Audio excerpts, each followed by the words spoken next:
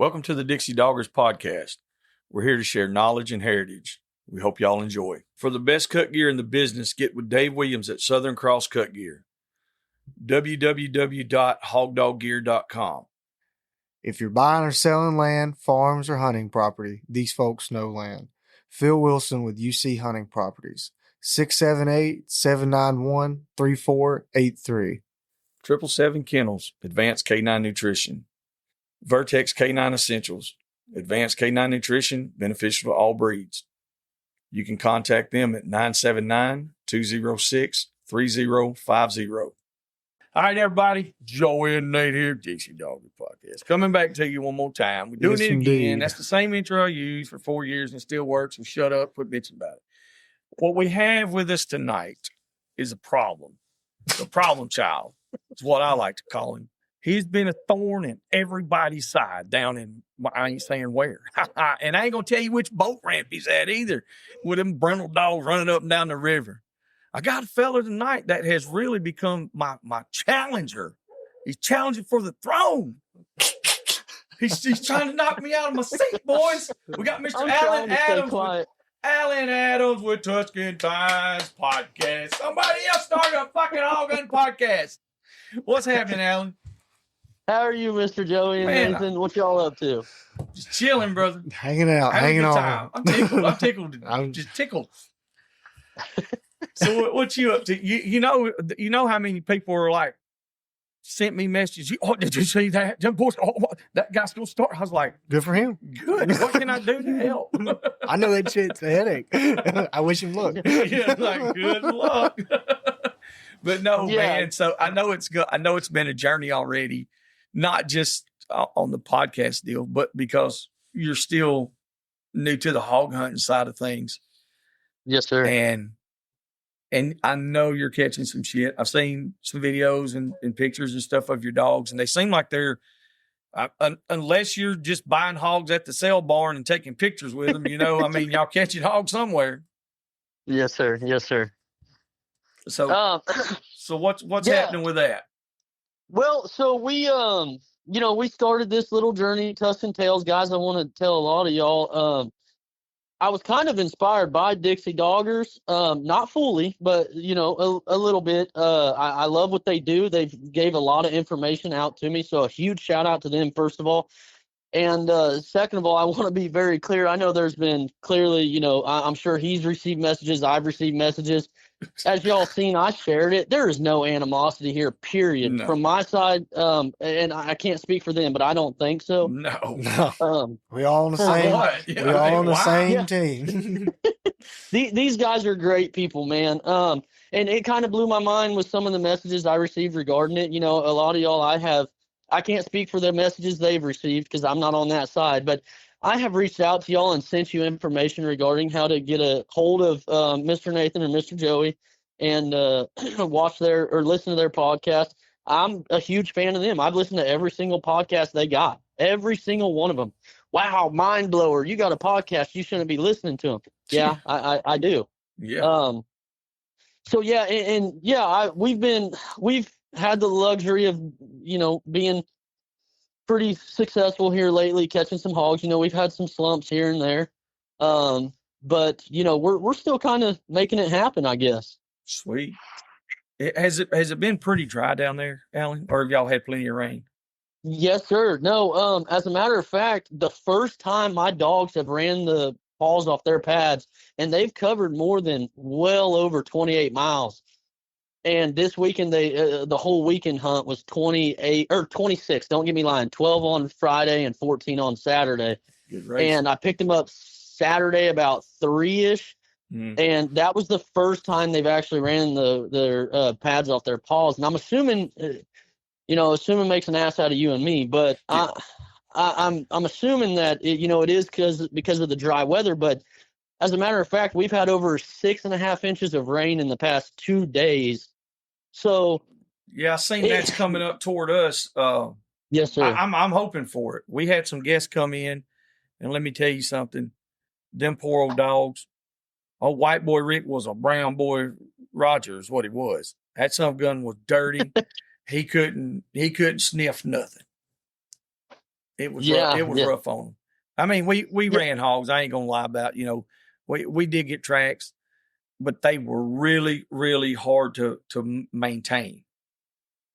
Yeah, that's what I was actually going to ask you. I did see, I'm not sure who posted, but I'm sorry, I'm going to ask you a question real quick. And I probably should have asked you this off the air. No, hell, go ahead. But you posted them. That's why I was curious if y'all was having a drought problem as well. Not necessarily a drought problem, but it being dry. No, it's been a drought. We've had the other day. It rained. It was 50. Sunday. It was 56 days to that day that it rained. Yeah, and as soon as the guest went home, like he called, he's like, "Hey, it's raining right up here." And then we got a quarter-inch rain. Yeah, we got a quarter-inch rain right after that. But like you cannot tell, there's still dust sticking up, sitting on the grass and all the leaves in the pecan trees. But it was really, really dry. We got one good race Saturday morning. Friday was just a bust. I mean, it was all that. So we coon hunted Friday night, and we had five treed. I think you knocked 3 out, but anyway, it was so stinking dry. So we go Saturday. We had one race that was 9.84 miles is what it wound up being. What was on the dog true? Well, that was Rick, and did Tough stay the whole race in that one? Yeah. My little cur dog pup, he's 14 months old now, I think. He stayed the whole time. And Fred stayed for about half of it. Yeah. And he's just a pup. But he's literally, he hasn't hunted much. But anyway, we got off our spot and we couldn't stop the hog. So it was just 10 miles of just running like a lunatic. Average speed was 8 to 9 miles an hour over the duration of that time, with hitting the cutovers in the roads from 18 to 25 miles an hour. Now, wow, that's some impressive. Those are impressive numbers. If we had, and Nate and I have been talking about this, like if we had a couple more dogs that could stay up there like that, we've been really lucky to have that little. I mean, it's a little blackmouth cur, and he's staying right there with it, man. I can't believe it. It's one I got from Rusty. And then Saturday night, we went back. And let me tell you something. We didn't leave till Sunday morning daylight. Them boys got pissed off, and they ran some hogs.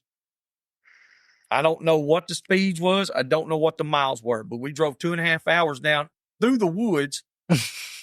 And I've been hunting this spot for 18 years. And I don't know where in the hell we was at.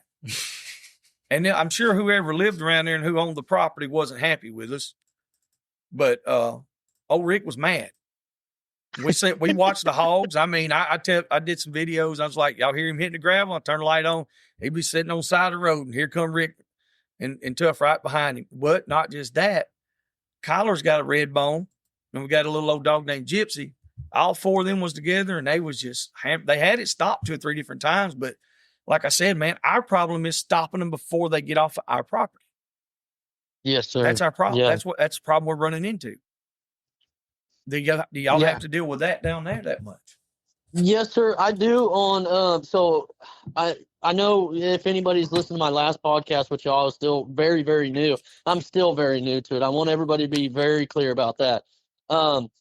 I'm not trying to speak like I know everything, but yes, we have that problem most definitely with like the private properties that I've gained access on. But the landowners have found, I guess they found that I'm not out there to tear up stuff, that I'm actually out there to hog hunt. So they've kind of made an agreement within the area for me to be allowed to actually, if I need to go out there, take care of the problem. I have a ranch that I don't manage none of it. I just take care of the hogs, I guess. So manage the hogs. Yeah. And, where I've had to cut them down on that. Now I do hunt a lot of river bottom. So I have the ability to go and, cut them off at a water. As you can see in the videos, a lot of times, like, that's why, I'm a plot hound guy. My plots will it'll be a whole ship channel. And, my plot will get ahead of that. I just had my bloodhound do it. As a matter of fact, that absolutely blew my mind. Wow. But my plot hounds will majority of the time be able to actually swim up, quick enough to the hog. They might not have the speed on the ground, like a running walker does or anything, but their swimming abilities are just out of this world. Oh yeah. And and I need that here. And I'll go to so many bays in the middle of the water or like right on the edge just because they can swim just as fast as if not faster than a hog. And if you have if for anybody listening that has water around the area and they don't think a hog can swim, you are wrong. Yeah. I can't tell you how many times we are cutting hogs off, and it's just crazy. I mean, Friday night, last week, we had a really good one. Saturday, a great one was bait up, and I got to tell a funny story for y'all, man. All right. I got to be honest for everybody listening. I got a real quick. You ain't gonna story. make it in the hog hunting world. You just said the wrong shit. He's like, I gotta be honest. Yep, I What do. you're supposed to say is, I ain't lying, boys. I ain't lying. That means, okay, I finna tell you something. My wife gave me the most shit ever. My wife's a thug in the woods, if you could say. There you go. At 8 months, she's 8 months pregnant. We're having our baby in 4 weeks. So we come down this slough area we know about, and I said, look, I'm not letting my dogs rig, my two main dogs. I said, I had a guy from Missouri and a guy from Colorado down. I wanted to get them on some more hogs. They got on one Friday night. I was going to put them on another one Saturday, but it was 11:30. It was hot out. I was like, maybe they'll work a track slow. They did. I'm gonna be honest. We didn't get no crazy speeds like 7-8 mile an hour. They was running or just hunting at a steady 2.5 3 mile an hour hunt. Well, that's if they're hunting like that, that's totally different than running. Yes, sir. Yeah. And my main dog, he does like little 4-leaf clover patterns. And I know when he's like kind of really trying to. When it's about to get hit. And I told him, we're all sitting at the sandbar, having a few drinks and whatnot, just cooling off. Because I said, it's going to be a while. I mean, he's wore out from last night. Well, shit, it was a lot quicker than I expected. I said, damn it, he's up. So my wife calls my in-laws and says, hey, man, or hey, dad, mom, whatever. Hey, what's the river like on this side? And they're like, well, it is low, very, very low. Like, but y'all can make it. Well, that didn't end up happening. It took, by the time we came off the sandbar, decided to drive up there, they were bayed up. They were bayed 1.48 or something from us, and maxed out. You can tell on the Garmin when they're maxed out. I said, oh, it's a hog, and I said it's a good one because he ain't caught. And so we fight the river. How many times do you think we had to jump out? 3 or 4 times to pull the damn boat across sandbars. So, it took us every bit. That's the only statistic I did not take off this hunt is how long they actually bait up. And we can talk statistics later, whatever, on what I keep on my personal dogs. But I got up there and we get there, my wife in shorts and tennis shoes, and then the other guy's wife, the guy from Colorado and Missouri, all right, just take off out into the woods. And I'm livid. I'm like, I'm sitting here putting on snake guards, putting on boots, every time I'm in the woods, I run into snakes. Yeah. Well, it broke and it come back around our way. And I had no Garmin. My wife took the Garmin. We left the damn antenna at the sandbar. It was a cluster. So I every single one of my hunts ain't perfect, by the way, but the story gets a million times better. So, I'm trying to walk out the woods, and I'm like, God damn it, I can't, because I heard the dogs barking. I was like, I know the hog broke, because I was going a certain way, and they cut to the left. And I was like, I'm screaming in the woods. I'm like, honey, they got it bait up. They got it bait again. Come on, bring the catch dog. And we're running over there and whatnot, and we didn't catch it on that side. I ended up swimming. We finished it out on that side, whatever. None of the finish part really matters. But the funniest part of it is my wife comes up to the boat. Oh, she is pissed. 8 months pregnant. You will never send me with some people that don't know what they're doing. She's like, I'm like, baby, I did not. And she's like, oh, you got to be pretty boy Rick getting all dressed up, you fucking pussy. I'm like, whoa. I'm like, goodness, honey, I am sorry. Like, what is, she's pregnant. She's like, why'd you have to put your snake guards on? I'm like, oh, man. So, yeah, guys, I did. I stopped, put my snake guards on for a minute because we are honestly used to going a little slower into the woods when it's just her and I. But I don't know why, but she had to bust tail and haul butt into the woods. And I mean, it was an embarrassing moment for me because we have these 2 new people that have never been on a hog before. Well, besides the night before that, they're excited. They're all pumped up. And they're just sitting here listening to my wife talk about how I'm like this, this guy. I'm like, goodness, So it is what it is, and I got to be honest about stuff like that. My wife, she's just as helpful in this as any guy I've ever hunted with. But, man, I'm going to tell you what, when her dogs are out there, don't you dick around going to them dogs. Yeah, got to get to them. Yes, sir. Do they get a little rough? Yeah, well, not bad, but just not she them. Get them. Not them two. So we had a little red dog that's hers that she found on a river in the middle of an island, and February he was doing phenomenal, like tournament hunting wise. He was doing great. After tournament season ended, he actually ended up getting was it during tournament season or after? I can't remember exactly. Oh yeah, in the middle of a tournament, he got a punctured chest cavity. We fixed that. Well, then his very next hunt out, which was like he had like 3 months of recovery, or 4, more than that, because this was just about a month ago that it happened. Literally same exact injury, but 2 punctures on the opposite side. So we cut him out, and I think she was more or less stressed that he was out there. But we had a vet. He now wears a vest at all times. But he's not even. He's rough. He's gritty, in my opinion. But he's.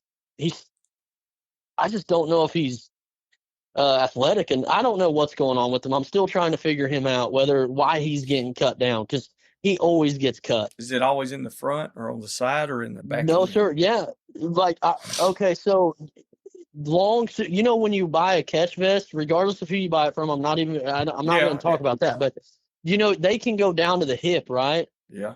I had to get that because the shorter one is too short, just barely too short, but the long one actually covers it.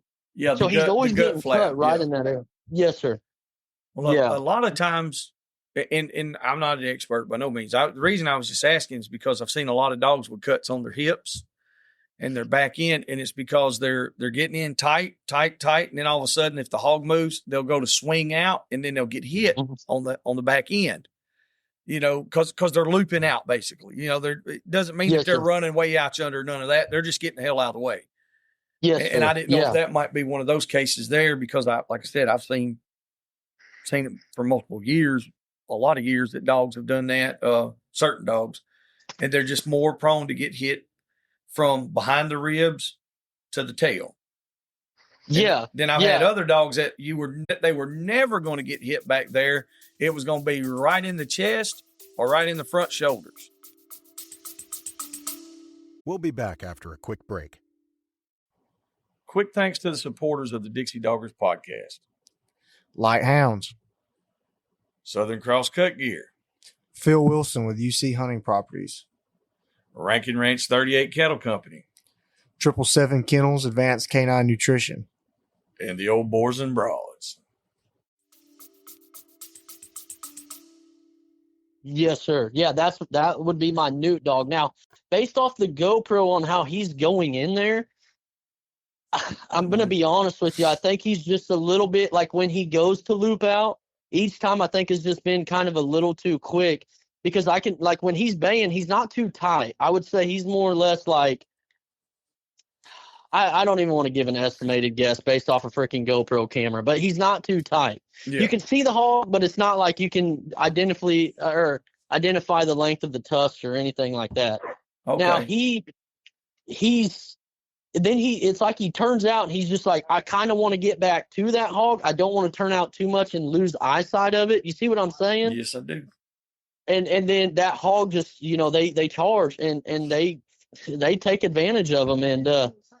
And I mean, even that hog that, I talked to you all about the first podcast I was on, that 375 that multiple people come and try to catch. Yep. Well, he was 375.6. Yeah, we caught him. And it was that red dog and my newt dog, and neither one of them got cut at all. And when I crawled into the bay, I was every bit of 20 foot from him. And I was looking at him like eye to eye. And I was like, man, because it was my wedding morning. And I was telling all them guys, I said, hey, back the hell up. Like, this hog is huge. I'm intimidated of this hog because they already killed my bulldog. I was like, I don't even know what, because this is bad. I don't carry a gun. Mhm. I know I need to, but I just don't. Well, that's debatable for a lot of people. I never have ever. There's been a lot of times I'm like, damn, I should have had one, and it would have really helped.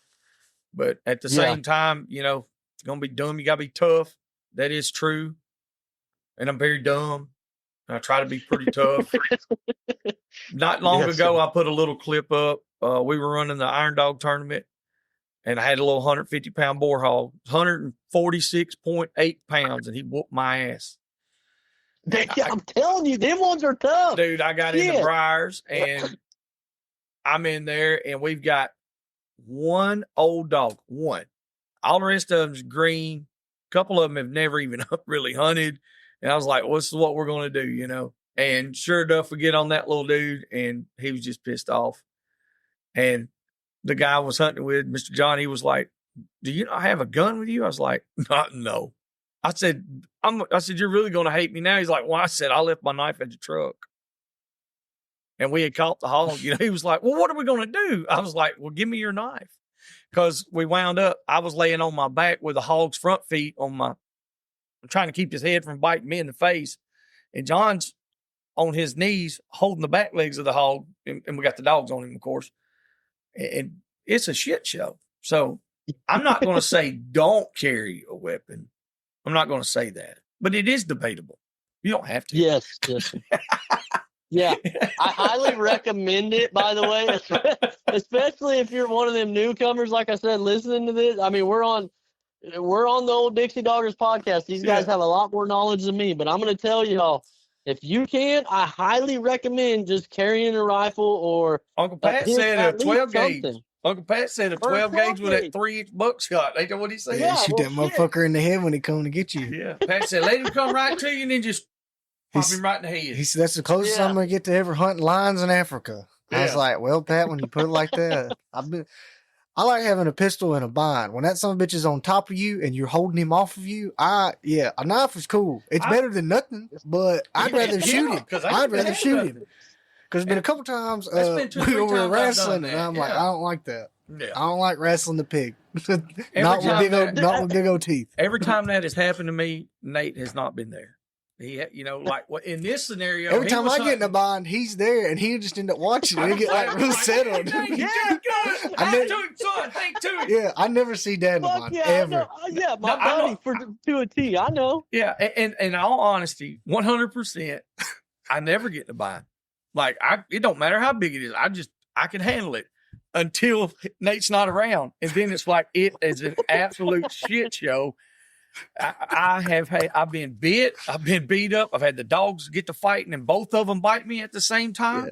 I've had the hog bite me. I've been drug across the field by the hogs. I pretty much molested by Bigfoot out there. I think I'm telling you, and it's all because Nathan wasn't even there. It don't matter. That. I'm telling you, man, it's rough. It's rough.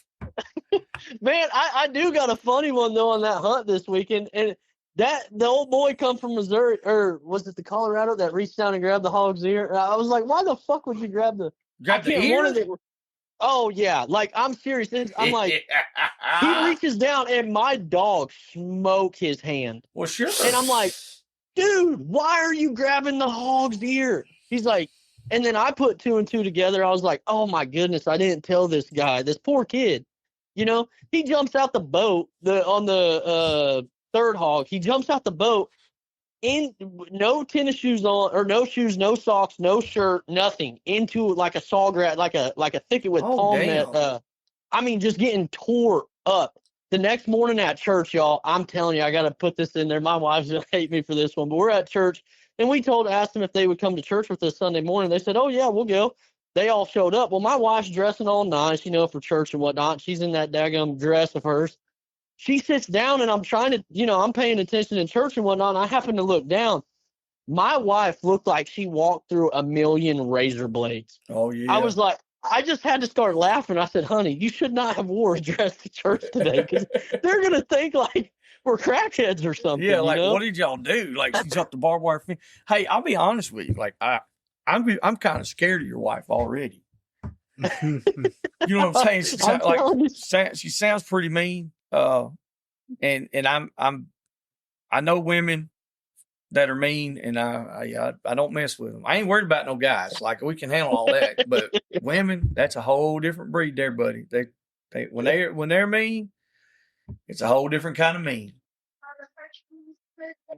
Yep, and that's her. What'd she say? Her favorite. Put her on here, the damn phone. She can tell you here.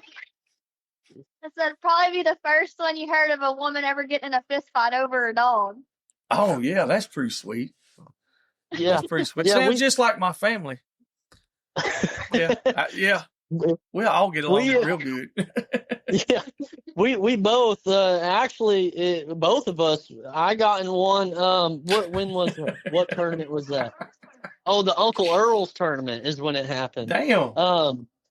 Like the morning of, yeah. And everybody talks about how rough I am. Shit, boy.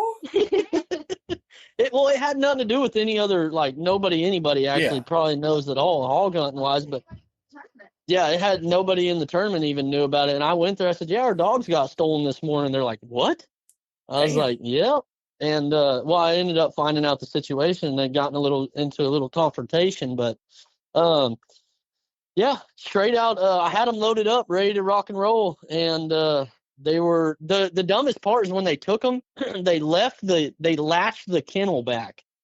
So now we put padlocks on our kennels and we got cameras on them. Damn, they came to your house and done it. Oh yeah, and that was the first time my wife never woke up to the dogs barking. And the funniest thing ever is, now we got.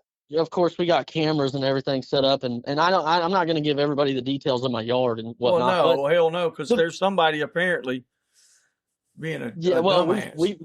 It was a disaster. Did you find out who it was?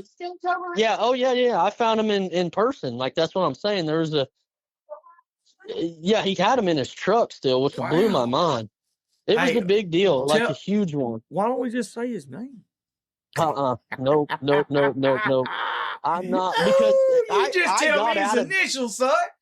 Yeah, no, I got out of everything in that city, like everything. You're gonna leave it alone. Okay, I guess. I respect that. Yeah, I got out of every little bit of it. And I do not. It was a big it was a big deal. I don't blame you, honestly. Like, somebody steals your dog, that's a bad thing. But when they come on your property, then they violate your personal space, and that's a whole different deal. Here in the state of Alabama, they have a right to kill law, and we don't have to. They don't have to discuss anything with you. You open that door, and they're there. You just go and handle business.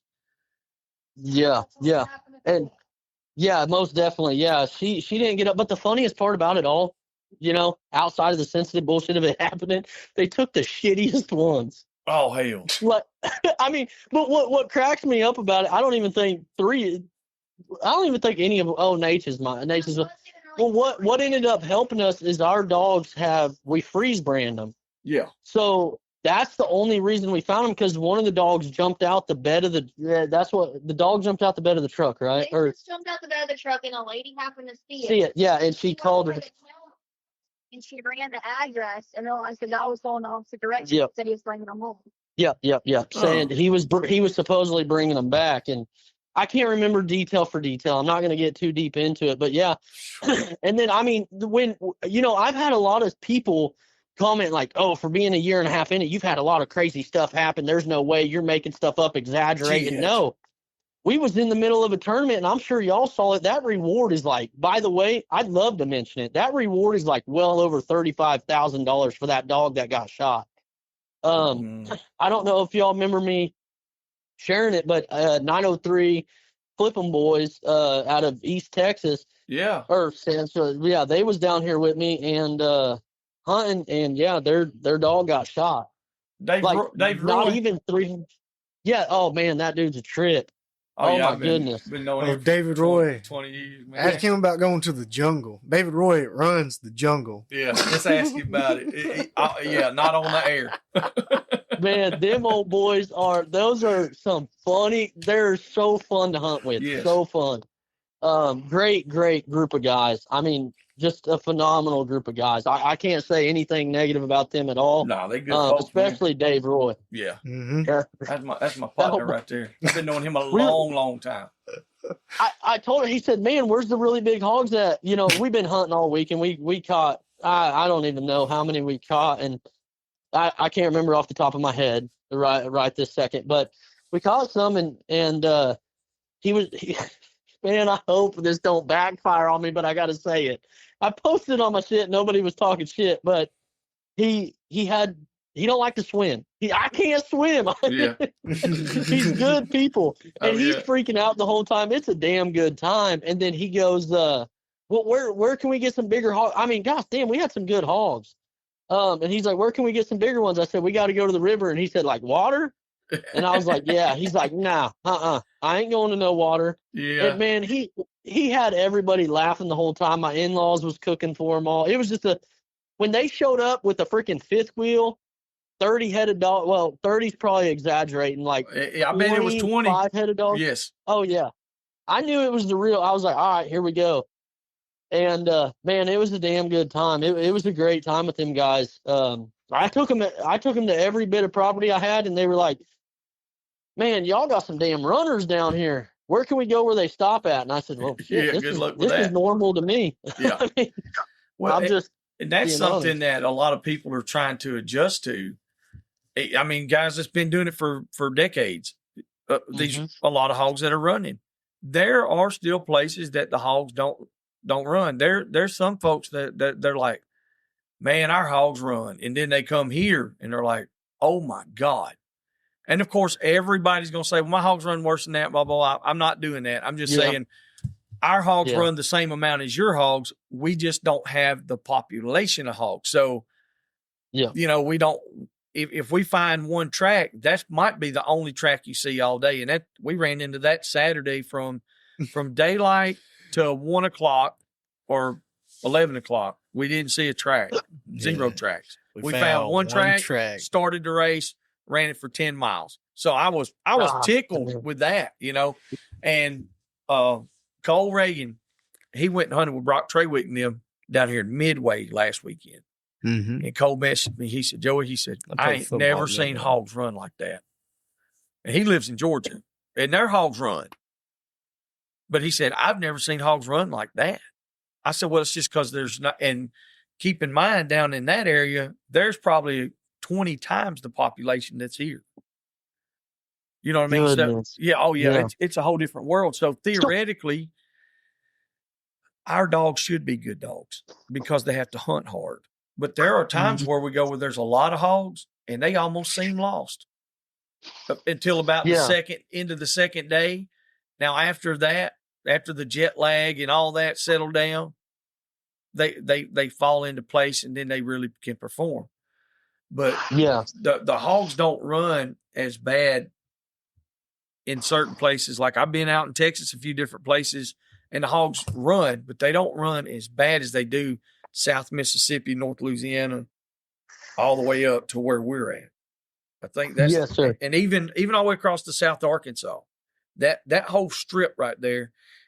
I think it's like the cutovers and the short pines. You know what I'm saying? All the way to the river bottoms, man, they just run. It's like a whole different breed. Yeah. And I mean, I'm not disagreeing on that by any means, but I do got a question for you on that, Mr. Joey. On y'all stuff, y'all ain't got like I'm not quite sure where you're hunting, but it's not like blocks to where you could potentially cut the dogs off, or maybe cut the hog off. I'm trying to figure out your terrain. It's the craziest stuff you'll ever see. It's the bottom of the Cumberland Plateau. That is the geographical formation that we're a part of. We don't have any blocks. Foothills of the mountains. So like Friday where we went, our guests, they hunt. They live in Tennessee in the mountains. And they got down, and our country's about the same, except theirs is just a little bigger scale. Yeah, they have twice the elevation, but we have twice the hills and hollers. They have 100 times the roads. Yeah, they got. And that's what he was like. He's like, I understand now. I was like, if we jump a hog, and he makes it a mile. Generally, in a lot of the places that I've hunted, Georgia, North Carolina, Mississippi, Arkansas, Louisiana, Texas, Oklahoma. Like you said, there's a block. It Yes, might not sir. be a square block, but there's a way to get over there and cut that hog off. Mm-hmm. And, I'm not disagreeing with that. no, and pack to him to get when he comes across the road. Yes, sir. Yeah. Or you can at least see, hey, he crossed the road right here. There's places where we're at, like it's just literally one single road that goes on for say 25, 30 miles. And it might have some little short roads off to the sides, off the left and the right, but they only go a couple 100 yards to all these gas wells. And then there's no roads. There's not a trail. There's, like 4-wheeler trails or none of that. There's nothing, man. It's just, if you kind of got to run, you really do have to run the lungs out of them until they just stop. Or you get a run and catch dog and punch him right in the face if you can. Yeah, yeah. And sometimes it's just, that's why I ran those rough dogs for so long. We literally hunted just put the dogs on the ground and take off walking with them. And we did that for years and decades. And we might be 5, 6, 7 miles deep by the end of the day. And then we got to walk all the way back out. And it's just hard, And then we transitioned over to, which I always had bay dogs, but now we've got to where I like a loose dog that's not going to get hurt. I can let him stay down there in bay for 2 hours if I got to, and get in there to him. And now that's what it comes down to. It's, yes, sir. The problem is finding another dog to go with the one that I had, the one or two that I have. Yeah. I feel like if we had, but then again, I've also talked to a lot of guys. They're like, well, you can just do it with one dog. And we have. But man, in those situations where they can just go and go and go, I almost feel like I need a little more heat on. Yes, sir. Put some teeth on. Yeah, exactly. And I mean, I'm not disagreeing. No, I'm not disagreeing with you on that at all. I mean, what I've told people, and of course, when I got into it from the beginning, I didn't know a dogs need to really have a team effort. Everybody says get a cur dog, get a plot hound, get a running walker, get a July, get a trig, get a greyhound. I mean, I could name so many different dogs. I say get this. I'm going to tell y'all, and I hate to put it this way, but I learn more from the dogs than I ever have anything else. And no offense to y'all, because y'all have helped me a lot with your podcast. The dogs should teach you. They have taught me more than any human has, period. Yes. And I noticed that and I'm not here to sugarcoat and say the plot hound is the best. Mine work for me the way they do. I'm not here to argue that with anybody. Now, he can go run a race, strike a hog. He's very accurate. I mean, I don't have a problem. He'll put teeth on him, stop him. I don't have no problem with that. Yes, he can do it literally by himself. He's done it plenty of times. But there's been times where, for example, I had to drop a cur dog out with him, because I'm going to be honest with you. In my opinion, and where I'm at, that cur dog is really sitting them down. And actually, I've watched it on GoPro, Mr. Joey. I ain't gonna sit here and bullshit you. I watched it on GoPro my cur dog on a butt cheek, or I don't know, on the sack or something, and she had a hold of it. Well, Newt struck it, whatever, and she's faster. Yeah. I'm not gonna sit here and tell everybody that my plot hound's faster than hers. He's not.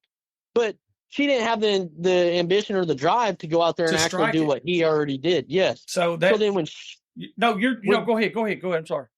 Sorry. So when she got out there and she actually struck, she got a hold of the ass end of that hog. She was holding on to the ass end, and she's not a rough like catch dog. No running catch dog. No, she's a kind of a loose bear, but not too loose. I'd say a good 15 feet away. And just kind of talk to it. And if it's going to move, she's going to shut it back down. But she held on to its ass. It swam across the little slough. With her still holding on to it, when it got back up, it started shooting blood all over the GoPro. Yeah. And it still did not sit down, and it continued to run. Now, I see a lot of people saying, well, man, this is probably going to start a huge discrepancy and a huge argument, but I don't give a shit. You're not managing your hogs properly. Well, I mean, come on now, shit. Clearly we're not.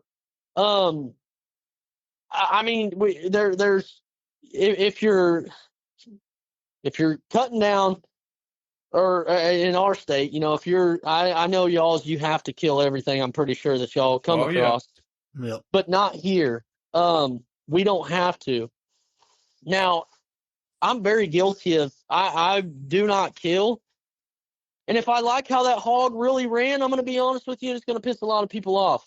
I don't want to bar them. I love a runner. I believe it makes better dogs. Yep.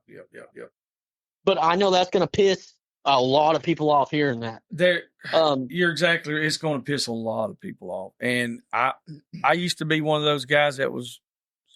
I didn't give two shits if the hog ran or did whatever because my dog was going to be pulling his guts out his ass. Like with just land sharks. But when we swapped over to just running all bay dogs, I had some of the best bay dogs that I've had the best that I've owned, and some of the better ones that I've seen. They're not the best in the world by no means. There's people that's got way better. But like me and Nate had a couple, Rodney had a couple, and they would do the damn thing. But it seemed like after they ran it if it was real hot, say a couple of hours, those cur dogs would come back and we'd go get on another one. Well, the dogs I have now, they're not coming back. I mean at all. I don't give a damn how hot it is. I don't care what's happening. He ain't coming back. And he's going to stay with that hog. So now I kind of like, I kind of like his runner. You know, let's see what he does. And there's times where he'll get him almost stopped and be baying while he's walking him. I could send more dogs in there and go ahead and shut it down. But I'm trying to build this one dog up. And then I've got two more now that's going with him. And of course it's that running walker, And I will say that one he's probably more of an anomaly for a lot of the running walkers.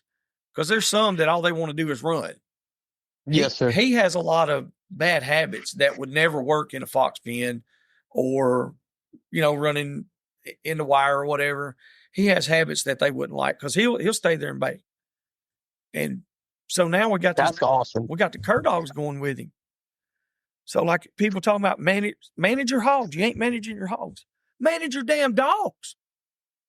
How about that? Yep. Make your dogs where they can run them.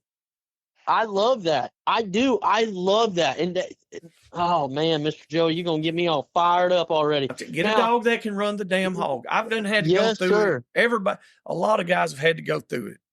Logan Campbell, he will post. I ain't gonna say every hunt that they do, but he'll make a little post about all of them. He'll say, "Hey, we didn't get him today." Yeah, but he's honest about it. But I'm going to tell you right now, you better have one hell of a dog to go down there and put him in the pack with his, because his dogs ain't going to quit, and they are going to run that somebody. If they didn't catch that hog, it was not from lack of effort, and I mean like an abundance of effort. So he's managing his dogs to go with these hogs. Yeah, Will Booth and Tyler Goforth. That's another group out there that's doing that. Yeah, and those are all respectable gentlemen. I mean, I respect them all. I think they are. Well, I mean, man, Mr. Logan Campbell. I mean, he's got some information out there. I mean, he's an intelligent guy that if anybody's listening, just look him up, do some research on him. I believe that's a guy that's got some damn knowledge behind his. He does behind his old noggin there. Yeah. But that's the way I look at it. I hear a lot of guys in my area. I'm not going to specify any names, but it's cur dogs. And then they're like, oh man, I just didn't get this one shut down. And I just didn't get this one shut down. Yeah. And by the way, I'm not no expert. I want to clarify that, but you're running the same thing multiple times and it's just not working. You might as well go ahead and change it up. If them cur dogs just ain't cutting it, that's right. And you're getting pissed off because Alan with 1.5 years experience or whoever's in your area is coming out running something new, maybe just change it up a little bit. Yeah. If you love your cur dogs, go ahead and keep them on your, you can still have them on your cur dogs. You can use purpose. Use them like you're talking about. Say, get a good strike dog. You know what I'm saying? Get you a good strike dog. And if your cur dogs are a great strike dog, that's fine too. Let the cur dog strike him. Let him get him up on his feet. Get him going. Once they fall back, hey, dump that running walker, dump a couple of plots to him, or a red bone. It ain't saying it's all got to be hound. It don't. It could be July trigs. It could be whatever you want, but it's got to have stamina. Yes, sir. And it's got to stay. It's got to have endless bottom. It's got to stay. Yes. And it took me a lot of years to go ahead and bite the bullet because I've had dogs like that before. And they drove me crazy because that's not really the way I hunted. I said, man, chasing this son of a bitch all over the place, it drive me crazy. I wish I had that. Houdini, I promise you, I wish I had that dog right now. I don't know what I'd even pay for him. I'd pay whatever somebody asked for him to go with the one I got. And I got very, very lucky by getting the dog that I have now, by being able to have Rick. He's turned into be a pretty good dog. He's not a hog dog yet. He's still got several years to go before I'd say he's a hog dog, but he can run them. Yeah. Yeah. And he could stop them some. But I've got other dogs now that we built up because, just like you said, and Nathan will attest to this, I had a couple of these cur dogs that were longer legged, deep chested, taller. And I told Nate, I said, keep the shorter, blocky cur dogs for running them in one pack. And I want to see if I can get these other cur dogs to stay with that damn walker. And so far, we've got a couple of them to do it. And it is really, really nice. Like you said, if you got dogs that can do it, don't matter if you're just started running hogs. And I know guys that have been running hogs and hog dogs for 25 years and they still go buy a dog, and there's nothing wrong with that. But if somebody brand new starts and they go buy a dog from somebody, well, they just got lucky. Mm-hmm. You're not wrong. You are not wrong. And it's so aggravating. Listen, I'm not taking up for you, but don't please, but in a way I am. I'm taking up for the community, for all the young guys out there and the people who are just starting. Apparently you wound up with some good dogs somewhere. Yes, sir. And then also knowing how to put together, like you said, if you got a road system, you can go in there and cut the hogs off. If you can pack to him, you also know that, hey, we're going to catch them in the water a lot. My dogs are good at swimming. These type dogs work well. Now, why the fuck would you go get a pack of beagles to run next year then? That'd be the dumbest shit ever. You know how many people do that shit though? I know. And then they're going to get mad at you. Tell me none, I don't know. They're going to get, and not just you, they get mad. I've got some hate mail about my walker dog. It is what it is. Like you said, Mr. Joey, this is something I want to point out though, experience-wise. I get a lot of hate being a year and a half in, okay? Or I've been a little over a year and a half. I don't care, however long period. Now, majority of everybody listening has a job.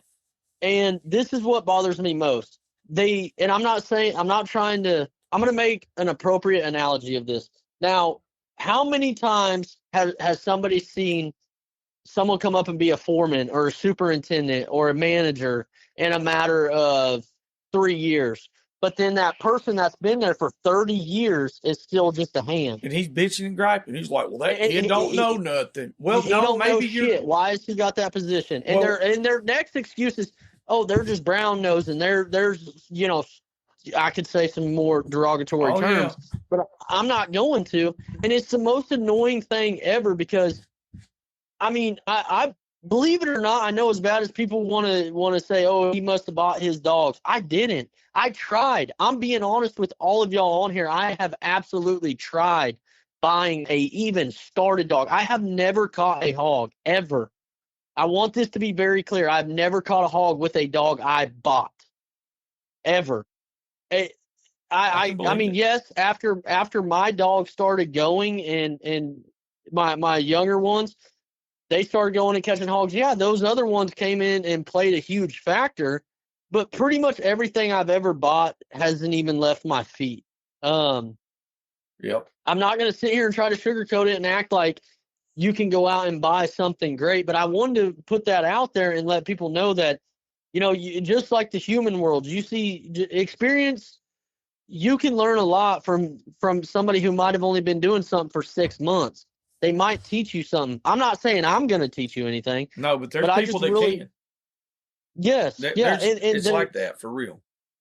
Yeah. And those 30+ year guys, they don't want to hear that bullshit.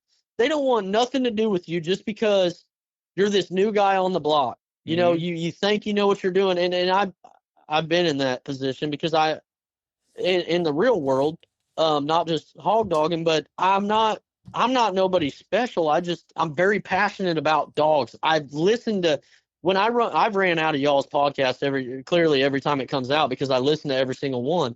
I go to AKC, I go to UKC, I've listened to all of Houndsman XP. I've listened to W. I've listened to Tree Talking Media. I mean, I've listened to every single one. I can still not get enough dog knowledge. When my wife and I get off work, man, I'm back on, hey, do you think we should cross there? What should we do here to produce what I want? And that's why I proceeded to get the Slovakian Kopos. I mean, there's a huge reason I did that. Yeah. Well, and there's like you said, there's a reason why. And the most important part of this whole thing here is it's yours. Those are your dogs. You hunt the way you want to hunt, and you run what dogs you want to run. And you haven't asked any of us. You ain't called me and said, "Hey, Joey, can I have $500 to go buy a dog or $5,000?" You ain't had to ask me for nothing. So, you know what I mean? So a lot of people, if they would mind their own business, and if some people would sit back and watch and shut up, they might actually catch on to some stuff. You know, like if you sit back and watch long enough, and I'm not talking about just young people or people that are new to hunting. I'm talking about some of these old guys that's been doing it for 30 years. Pat told me the other night, he was like, somebody had told him about Flintstone vitamins, giving them to puppies. He said, man, I didn't know that, and like it's something I didn't know. I've never done that. But it's something I heard it on a podcast, by the way. I'm just letting you know. But that's what I'm saying. And so it's like you get little tidbits of information all over the place, but it's also your desire and your willingness to learn and accept the information. Anybody can get the information. Anybody. Yes. But can you accept it? And when I mean that, it's like there's no biased opinion to it. You don't read something and say, well, I just don't think that's right. No, read it wholeheartedly and understand it and then accept it. Yes, sir. Or don't accept it. You're one of those kind of people, apparently, that you can accept a lot of information and you absorb a lot of information. So that's one of those guys, like in the construction world. I was 18, 19 years old, and all the 12 guys that worked for me, all of them were from 30 years old to 60. Yes, you can know more, but doesn't mean that you know more about life. No, sir. You're wrong. Or other things. It also means that you're willing to learn and willing to accept, and you're willing to work and to do things. A lot of these guys, they've done got stuck in a rut. They got something that worked good, and now the hogs are changing, but now they'll blame it on everything else. Not all the hogs are changing, but there's things changing. Some hogs are harder to catch in certain areas, but those guys are not going to change. They're going to piss and moan about what everybody else is doing because they're successful. Because the people that, like you're doing it, you're being successful in catching hogs in this certain area that other guys can't catch, and they've been over there and tried to catch them. So the first thing they do is you're lucky, or they're going to make some excuse. How many have messaged you and said, damn, dude, that's a good job, bro. Hey, what the hell kind of dogs are you running? I want to know what you're working with. That's me. I'm going to call you and find out what's happening. When I see these 400 pounders consistently being caught, why do you think I got a damn tricolored dog out here? I ain't stupid. And if it wasn't going to be that, it'd be a brindle one. I'm not disagreeing with you at all. I'm absolutely not. I mean, there is people in my area, though, I want to clarify, that got some jam up dogs. And trust me, Pat's hunted with them. And he can tell you there's a gentleman that's had a couple jam up cur dogs. And I mean, absolutely jam up. And he'll tell you how he trained him. And if you were ever able to get him on, I've hunted with him as well. I consider him a buddy of mine. If you're ever able to get him on, get him on. If Pat can point you, maybe they can get in touch. He's got a phenomenal set of 2 cur dogs, and he lives not even like 20 minutes from me. But this guy's a real man. He's always stood up. He's been around the people that want to talk trash about me, whatever, and he's always stood up. He's like, man, I called Alan one day. The dogs were bait up. I couldn't get to him at all. Alan dropped everything he was doing to make sure he got there and got the hog caught. There you go. Or actually, the hog didn't actually end up getting caught, by the way. I went and got his dog and took it back. Sorry. Yeah. It was a bad deal. But just a great guy. He's got really, really, really reputable dogs and just out of this world phenomenal dogs. So if Pat can point you in the right direction, I'm not going to say his name because I don't know how he feels about doing a podcast or anything. But that guy, man, he'll tell you his training method. He grabbed a 30-pack, he sat in his boat, and he dropped the dogs. There you go. He said, I didn't care if they sat there and did anything. And after that, I was like, God damn it. Now I really got to listen to this guy because I'm catching, when I hunt with him, you're catching 3 hogs, 4 hogs a day. No ifs, ands, or buts. It does not matter. They hunt like a hound. Yep. And they're yellow blackmouth curs. Yes. And he's just a very good guy. He's a man is all I got to say. You know, I define a man by how he acts how he acts while others are talking about another man. If you're going to sit there and join in that group and be like, yeah, this person's a piece of shit, blah, blah, blah, blah, blah. I don't believe you're a man. A man, in my opinion, is going to sit there and be like, no, this guy's actually a decent person. You know, you have your opinion. That's fine. You're entitled to it. But I'm not going to adhere to it or sit here and listen to it. And that gentleman's he's just a really great guy. And I haven't reached out to him to be on, but on my side. But if y'all could get him on, I would love to listen to y'all just have a conversation with him. Well, he's got some jam up dogs. And that sounds like a plan. We might try to get that lined up. I'm going to tell you right now, some of he does have the best. I'm going to be honest. He does have the best cur dogs I've ever hunted with. Hell yeah. I'm being honest, and I hate to put it that way because, you know, I want to be the best. Yeah. Hey, brother, I know exactly what you mean. Like I've talked about my dogs in the past, and I talk about old Rick all the time. And the only reason I talk about him a lot is because I've changed and done something completely different. And I'm not trying to promote him. I'm trying to promote, hey, be open-minded, because sometimes it works. It might not work all the time, you know, but everybody wants to have that. And I've said it on here before. I was like, you know, there were times where I thought I really had hog dogs until I seen some. And yes, sir. And that right there, it really is like a kick in the chest sometimes. It's like, God almighty. And because you're catching hogs and your dogs are hunting and they're doing what you want. But then when somebody has some that are just the real deal, as good as it gets, you're just kind of like, damn, I'm not jealous. I want to know how you did it. You know, I want to absorb that information. Yes, sir. Know, and that goes a long way. Like you just said, he just kicks back, lets the dogs go. I was taught to do that 15 years ago by an old man that all he ran was, you know, rougher dogs, but they were long range. A lot of rough dogs usually aren't like real long range, you know. And these dogs would cast like a damn hound. And they had bottom to them. They just would go. And that was his training method. There was days where he would just take them out, drop them, and he'd go cut hay. Or he'd be at the shop working on stuff. And I'm like, damn, he was like, they'll be all right. They'll learn how to do it. Yes, sir. You know, of course, now he had his hand held in the system and all that. So if they ever did fall where they were bait, or if they even caught one, whatever, his dogs would bay on bigger hogs. Anything over 150 to 175 pounds, they were going to bait it. Anything under that, they were going to stretch it. And they were consistent and did that all the time. They didn't get cut up all the damn time. These were hog dogs. And so I listened. And I'm going to be honest, it's still hard sometimes when you got a couple of young dogs that they want to hang around. You're like, get your ass out there and do something, you know. But a lot of times, if you just leave them alone, eventually they'll go on and go. If not, then I just stick them back in the box. They ain't ready yet. Yes, sir. You know. I got my method as well. I mean, I do. I'm more on the baby inside. So Yeah. I Well, know let's what hear you- it. I know Let's what you- hear how your method goes.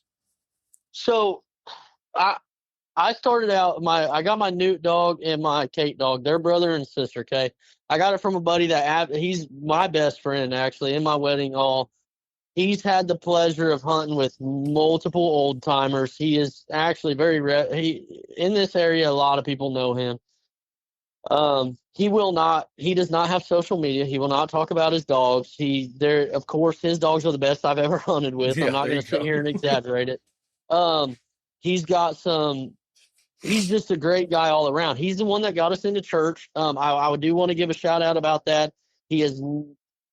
I have never attended a bar since I've started hog hunting. I used to, I'm not an alcoholic, but I used to drink and attend bars and party and blah, blah, blah. Now, if I can be in the woods, I'm going to be in the woods. So I do got to give him that little bit of credit. He had a couple dogs. They were Coles in his opinion. They were bred right.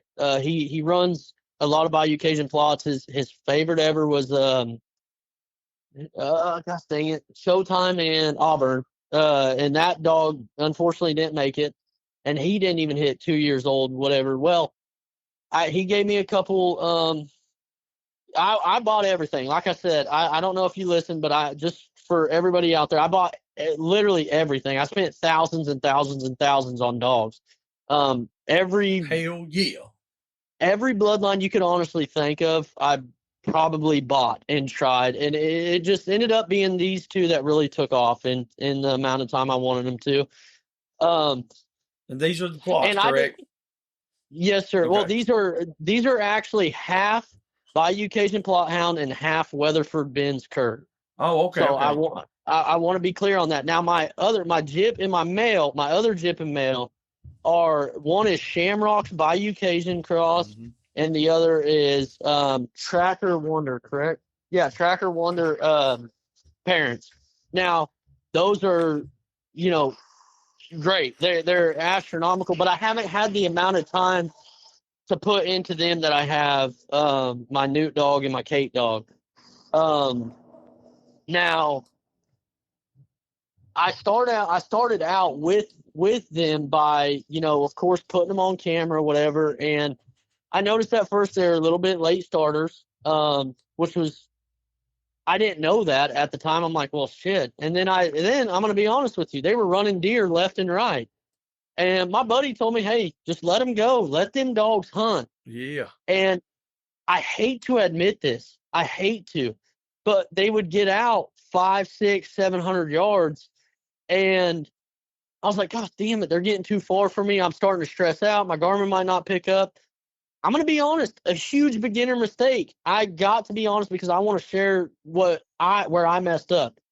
I started toning them at 600, 700 yards. Yep, I did. I'm not going to sit here and lie. I did. Well, no, I mean, that's good. That's the reality of things. That's the real stuff. I like that.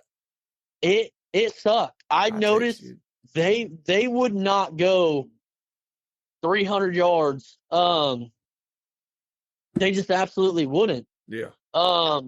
It was just, it went downhill a little bit, but how I ended up fixing it is I did, like I tell everybody, I kept cameras out. And, so then I messed up again. When I was keeping cameras out, I was seeing, 15 shoats, a 10-pound piglet, and 120-pound just a sounder of hogs. And I dropped those hounds, they are cross plot hound cur, and then I dropped the plots as well. And everything would just kind of sit there and circle a little bit. I was like, what the hell? They just hunt that area and then maybe take out whatever, do a little hunting, but never really stop anything. And I mean, I'm talking dropping not even minutes of them being on camera. Yeah. So what I figured out is get them out of all that damn sign that they just tore up. Get them back on the track. Well, Mr. Joe, I gotta admit it. I knew which way the track was going. I'd send them on that track. Well, then finally they would start going, and we started producing hogs. They started taking that track that way. So then I started slowly easing off, casting them out from a deeper distance, and you seeing what they would do. Well, then they ended up producing, maybe, Which part? Oh, yeah. I did walk hunt a bunch. Sorry. Yeah, my wife had to correct me on that. No, gotcha. I did. I would walk out there, and I would walk however long it took to find some type of sign. So I did do a bunch of that. Now, then I went on to the track side. I started getting them on track. They started ranging out, whatever. Then I started the free cast method. I would, maybe drop 300 yards from where that camera was, where the hogs were. And I'm going to tell you right now, and I keep a 12 by 12 by 12 method in a log book. I keep track of every single dog's. That is, well, not all 30 dogs, but a reasonable amount of dogs I keep on in a log book. I do keep track of everything. It's just a simple composition book that has every single dog wrote down kind of what they did, hog size, whatever. But that's kind of irrelevant to what I need to answer. Now, they started taking the track, doing great. They were free casting at that point, doing great. So then I would let a hog, I would try to move my camera to get a hog to be like roughly an hour off camera. Well, actually, that didn't even work out. I got to take that back. I'd start out 30 minutes off camera, and I'd drop the dogs. Well, then I noticed that when I drop them in abundances, like multiple dogs, they kind of wanted to play a little bit. They wanted to piss shit, have a pissing contest on everything. So then I just went down to one dog, and I would take one dog, drop them. Well, then that was my newt dog and my Kate dog. Well, she ended up having a litter, accidental litter, which I'm not even going to call it an accident. I'm kind of happy she had him. But I started out with them. She would, they would take a track, whatever. Well, they were starting to backtrack really bad, really, really bad. And I let them do it because it actually favored me. I ended up finding out where that hog's bed was. Well, then I proceeded to go ahead. I mean, this is nights and nights and nights, Mr. Joey. I'm probably boring a lot of people with explaining this process. But I know the whole deal, buddy. I know every bit of it. So I did. I went ahead and started walking them up track the right way. And I'd hear them. I'm telling you, Mr. Joey, probably 40, 50 nights of doing this. I did not catch a hog. I didn't. But I would hear them open up. They might tree up for about 10 minutes or so. And I could not get anything to stop. So I continued that, and then finally, I started. We'll skip through all that because I mean I can sit here and tell you minute by minute by minute what I did on camera, but that's going to get annoying. Now, clearly they started getting on hogs. So what I did is I still utilized that camera. I did some free casting and I did some track hunting. Okay, I know this hog was here an hour ago. I'm going to drop it on this track. That was a cluster because I kept circling the same shit, trying to figure out, okay, which way did this hog go? And the way my buddy told me is, think of it as a room full of pies, and they got to find that freshest baked pie and which way it went. It was just a cluster. So I was like, gosh damn, I'm still in a bind because I'm sitting here trying to catch hogs, trying to produce hogs. I'm not trying to sit on the bank and drink some beer. I like to have hangout time and bullshit and just have a good time with everybody. But I love watching my dogs work as well. I don't want them sitting under me. So I continued to do, like I said, I went to an hour. They started actually catching at an hour. So then I went to an hour and 15 minutes. I never went from an hour to 2 to 3 to 4. I would always barely increase that track. So I know what my newt dog and all them are up to now. So if I see a track on a sandbar or a track on wherever I'm at, and I see it, and he don't want to take out on it. I know that track's old as shit. I know it's old. Now rigging for them too has become way too easy. I do not allow my dogs to rig at all anymore. If he rigs, and I mean the Colorado, Missouri, and the other people that have been hunting with me, they can all vouch now. Well, man, just cut them. They'll catch one. I'm like, the first night I'll probably do it just so they can get on a hog and see what it's like. But I do not. And I don't run guided hunts or anything. I'm all about trying to get younger gentlemen. I say kids all the time, but 18, 19 to me, even though I'm only 29, is a kid to me still. I didn't have the luxury growing up of this, so I try to share it. Yep.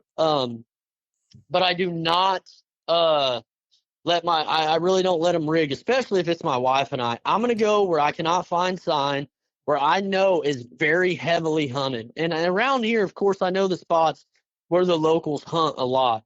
And I'll pick that spot on a Sunday evening where I know it's been hunted on Friday, Saturday, and Sunday morning.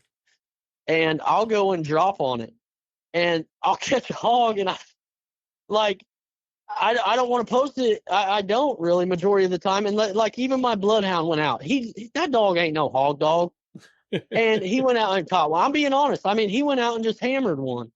But I don't post it because even though certain guys around this area have been doing it for years, I don't want them to get discouraged or think that I'm trying to be cocky or somebody that I'm not. So I steered away a lot from the post, and of course I got accused of being a liar on my dog's level, but people don't really actually believe the amount of effort I put into these dogs. I'm telling you, there's been times my wife has stayed out till with me 6 a.m, and she's walking one way, a mile and a half to pick up a dog that's cut down, and I'm walking this way to pick up a dog. I have honestly put in the effort to make my few dogs the way they are. And if you know, there's people out there, they claim they got 20, 30, 40 dogs that are that caliber. And I hate to tell y'all, but I call complete bullshit. I've hunted with, and I'm not trying to be cocky or rude, but realize what you got. I've hunted with a lot of people, man. I got a 1-dog show, and you know, you get there and they're like, well, it needs to have a partner for this or that. There's a difference between a 1-dog show and a dog that's gonna do it, but it needs a partner to do it. Yeah, that's not the same thing. 1 dog is yes, sir. 1 dog for a reason. You know? Yes, sir. And that's like like I was talking about with ours is like I don't know that having more dogs will help, but that's just something I'm going to try. But I think so. You know, I think we'll come out, maybe stop him faster. But he's a 1-dog show. He doesn't have to have help. He can do it. He's done it. But at the same time, can we do better? You know, is it going to be better? I think we can improve on it. You know? Yes. Sir. And I also think that, like you were talking about, going, 20, 30, 40 nights in a row, or, before you really get on them. I walked, it felt like 1,000,000 miles, but I literally hunted for 1 full year before I caught a hog. Now, I caught hogs with other people, but I'm talking about with my dogs. Yes. I didn't know any better. The places I was going, there were no hogs. And the guy finally told me, he was like, well, go to where there's hogs at. And I was like, well, I know there's hogs because we would find a little bit of sign. But let me tell you something. Yes, once we got into hogs, son, they didn't have no problem then. Yeah. They did well, they'd been hunting that. And what your buddy was telling you about, letting them dogs run deer, man, used to, I was the first one, I'd pop them. No, don't do that. Now it's like, well, I say now, but for the last 15 years, I let them hunt, and then we can direct them to what we want them to hunt. Getting them to go hunt. Everything that you explained to me, the way the things that you've done, that's the way I'm not going to say that's the same process I do or the same way I do it, but it follows suit with it. Yes, sir. Really, only thing is one difference is like when you're saying you're free casting. Yes, sir. When I say, and this is just me, hey, no. That's what I'm saying. I could be totally wrong. But when we started saying free casting over here with us is when there was no sign, no nothing, and we didn't know anywhere. We just stopped on the side of the road and dumped them out. Now, Yes. that doesn't mean I'm right or you're wrong. I'm just saying that's what we do. And I've heard people say free casting, and what they do is they just back them up and send them towards an area. Because they know generally the hogs are there. We free casted the other day, and I don't know how in the world we got one going, but we did. But it was like, got to the point. Here you go. It got to the point where it was like, man, it was so dry. We ain't doing nothing. Hell, just let the dogs run around. Yes, sir. And it worked out. The process that you were saying about using the camera to know it's a huge tool. Yes, to know the amount of time from the time the hog left to the time you put the dog on the track. I literally have done that. Remember with Matt, wasn't it? Yeah, with Matt. Well, we done it with him and them too. Yeah. See one good hog on there, and he's off camera for 2 hours. We take the dogs up there, and we send them from a few hundred yards the opposite direction, towards the camera, and they'll pick up track, and they'll run him. Now, if they don't pick up track, I'm like, well, they can't run a 6-hour track, because we use that tool to know, not to guess, but to know within the best of our ability. That's a big thing. We really should use that on some of these dogs, because I've heard some bullshit on some dogs. Trust me too. You know what I'm saying? 14 hours old. Yeah.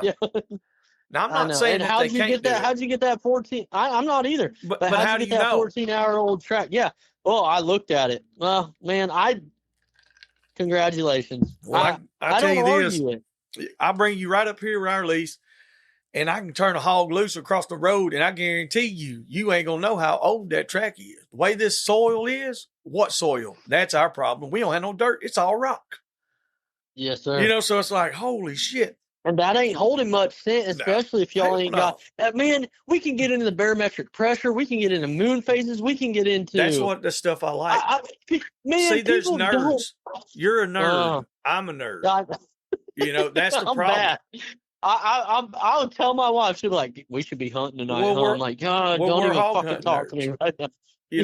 And there's a lot of guys out there that really do study this stuff, and they're successful. And then there's a lot of guys that don't. They just have dogs and they go hunt and they have a great time, and there's nothing wrong with either way. But yes, sir. If you get to a point to where it's more about making a good dog than it is about catching a hog, I feel like you've got away from the let's have a good time and party. Now you're into the semantics of it and the science part of it. And like you said, moon phases and all these different things like that. I've been hearing guys talk about it for years. I'm one of those guys, I've talked about it. And the barometric pressure, the humidity. Humidity is a huge part. And people don't even understand that. It pisses me off so bad. But we were at Case Frida's out there in South Texas. There's not a lot of humidity. I mean, it's hot. Now, don't get me wrong. It's a hotter son of a bitch's oven. Central, right? He's not south, is he? Well, South Central. He's down below San Antonio. Oh, okay. West. Yeah. So he's more west. He's more south? west, more southwest. Like we were close to Mexico where we actually hunted. Okay. We were yeah. We were like 20-something miles from the border. So he's got a lot of dry, but with shitty humidity. Now, one day we were out there and the humidity was right at 40% because it kept trying to rain. And we were talking about moisture. And that's what all those guys were like. If it rains, like everybody's taking off work, they're going to run dogs, man. It's happening because there's no moisture. Well, there's none. Yeah. So that first part of the day, the hunting was good. I ain't gonna lie to it. We were hunting. We were on the hogs. Well, that evening we carried a bunch of young dogs, a bunch of pups, and the camera went off. He said, "Hey," or one of the cameras went off. Generally, we weren't hunting the cameras. We were just riding around finding tracks. He's like, "Hey, there's a group of hogs that come in. There's like 5 or 6. He said, "If you want to take them puppies, we'll go down there." I said, "Hell yeah." So we go down there and we send the puppies up through there. Now, keep in mind, when I say puppies, these are, anywhere from 6 or 7 months old to about 10 or 11 months old, maybe a year at the most. And this is when y'all was hunting the water tanks. Am I correct on yes, that podcast? yeah, Okay, that's okay. right. Well, Yeah. when we hunted that spot, man, those dogs act like they couldn't smell nothing. See, they say water tank, and so I think like a literal physical. Like a tank. Yeah, it's not though. It's, Hey, on our side, sorry, Nathan, we can't hear you too well on this side. My bad. Sorry, I accidentally muted myself. I said, and when they say a tank, I thought they meant like a literal physical, like metal water tank. I did not know until we were literally there that it was just like it's little, pond. they're man-made ponds. Yeah. They're little ponds. Yeah, I was like, okay. Yeah. So I was absolutely oblivious to that. I had no clue. When I got there, I was just very confused. Yeah, but we went. Those dogs act like they couldn't smell anything, and then so it was like, well, we'll put an old dog out with them. And I think we put Sally out. Rodney's old dog. And I'm gonna bet that dude, like this old cur dog right here's got some hogs under her belt. She goes down there and looks at us and goes right back to the damn truck. And we're like, what the hell? Well, Casey. Now keep in mind, Casey's got some phenomenal dogs. Yeah. Got some running walker crosses, if I remember correctly. Yeah, and he's got a couple Lacey dogs that are just they're hell on game. It don't matter what it is, they'll catch it. But those walker dog crosses, they go down there and they do roughly this. They go about 100 yards, and one of them started baying, barked about 3 or 4 times, and then that was it. It's like, what the hell? None of the dogs would even go. So I'm like, I don't want to walk dogs in, but we're going to do this with the puppies. So Casey takes off in there. I said, well, I'll stay up here in case it come across this field. We can see it. Case goes down there. He said, the hog's standing right there. He said, I'm walking with it. The dogs, they're right here. I was like, what? The humidity had got down to 9%. Oh, goodness. 9%. And the dogs would bay. If it moved, they were on it. But there was no scent, no track, no nothing. They couldn't do anything with it unless it was moving. And see, in going and traveling and doing all these things, I learned so much from other people. And I learned from those experiences for myself as well. And so when you run into situations like luckily we got a lot of humidity just like you guys do. Yes, sir. We don't have to deal with like zero humidity, or where there's like less than 10%. Man, it gets like less than 20 or 30% here. It's dry. Goodness. A lot of people, they don't even think about that part. I've seen people get mad, and I've heard people talk about their dogs, whooping their dog's ass, shocking their dogs and all this. I'm like, what if the dog just can't smell it? Think about it from the dog's point of view. Think about that. I really wish that a lot of people would. I really do.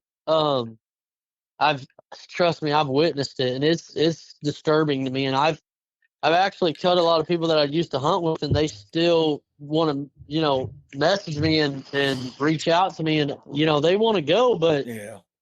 I ain't hunting with you if you're beating your dog, I ain't going with you.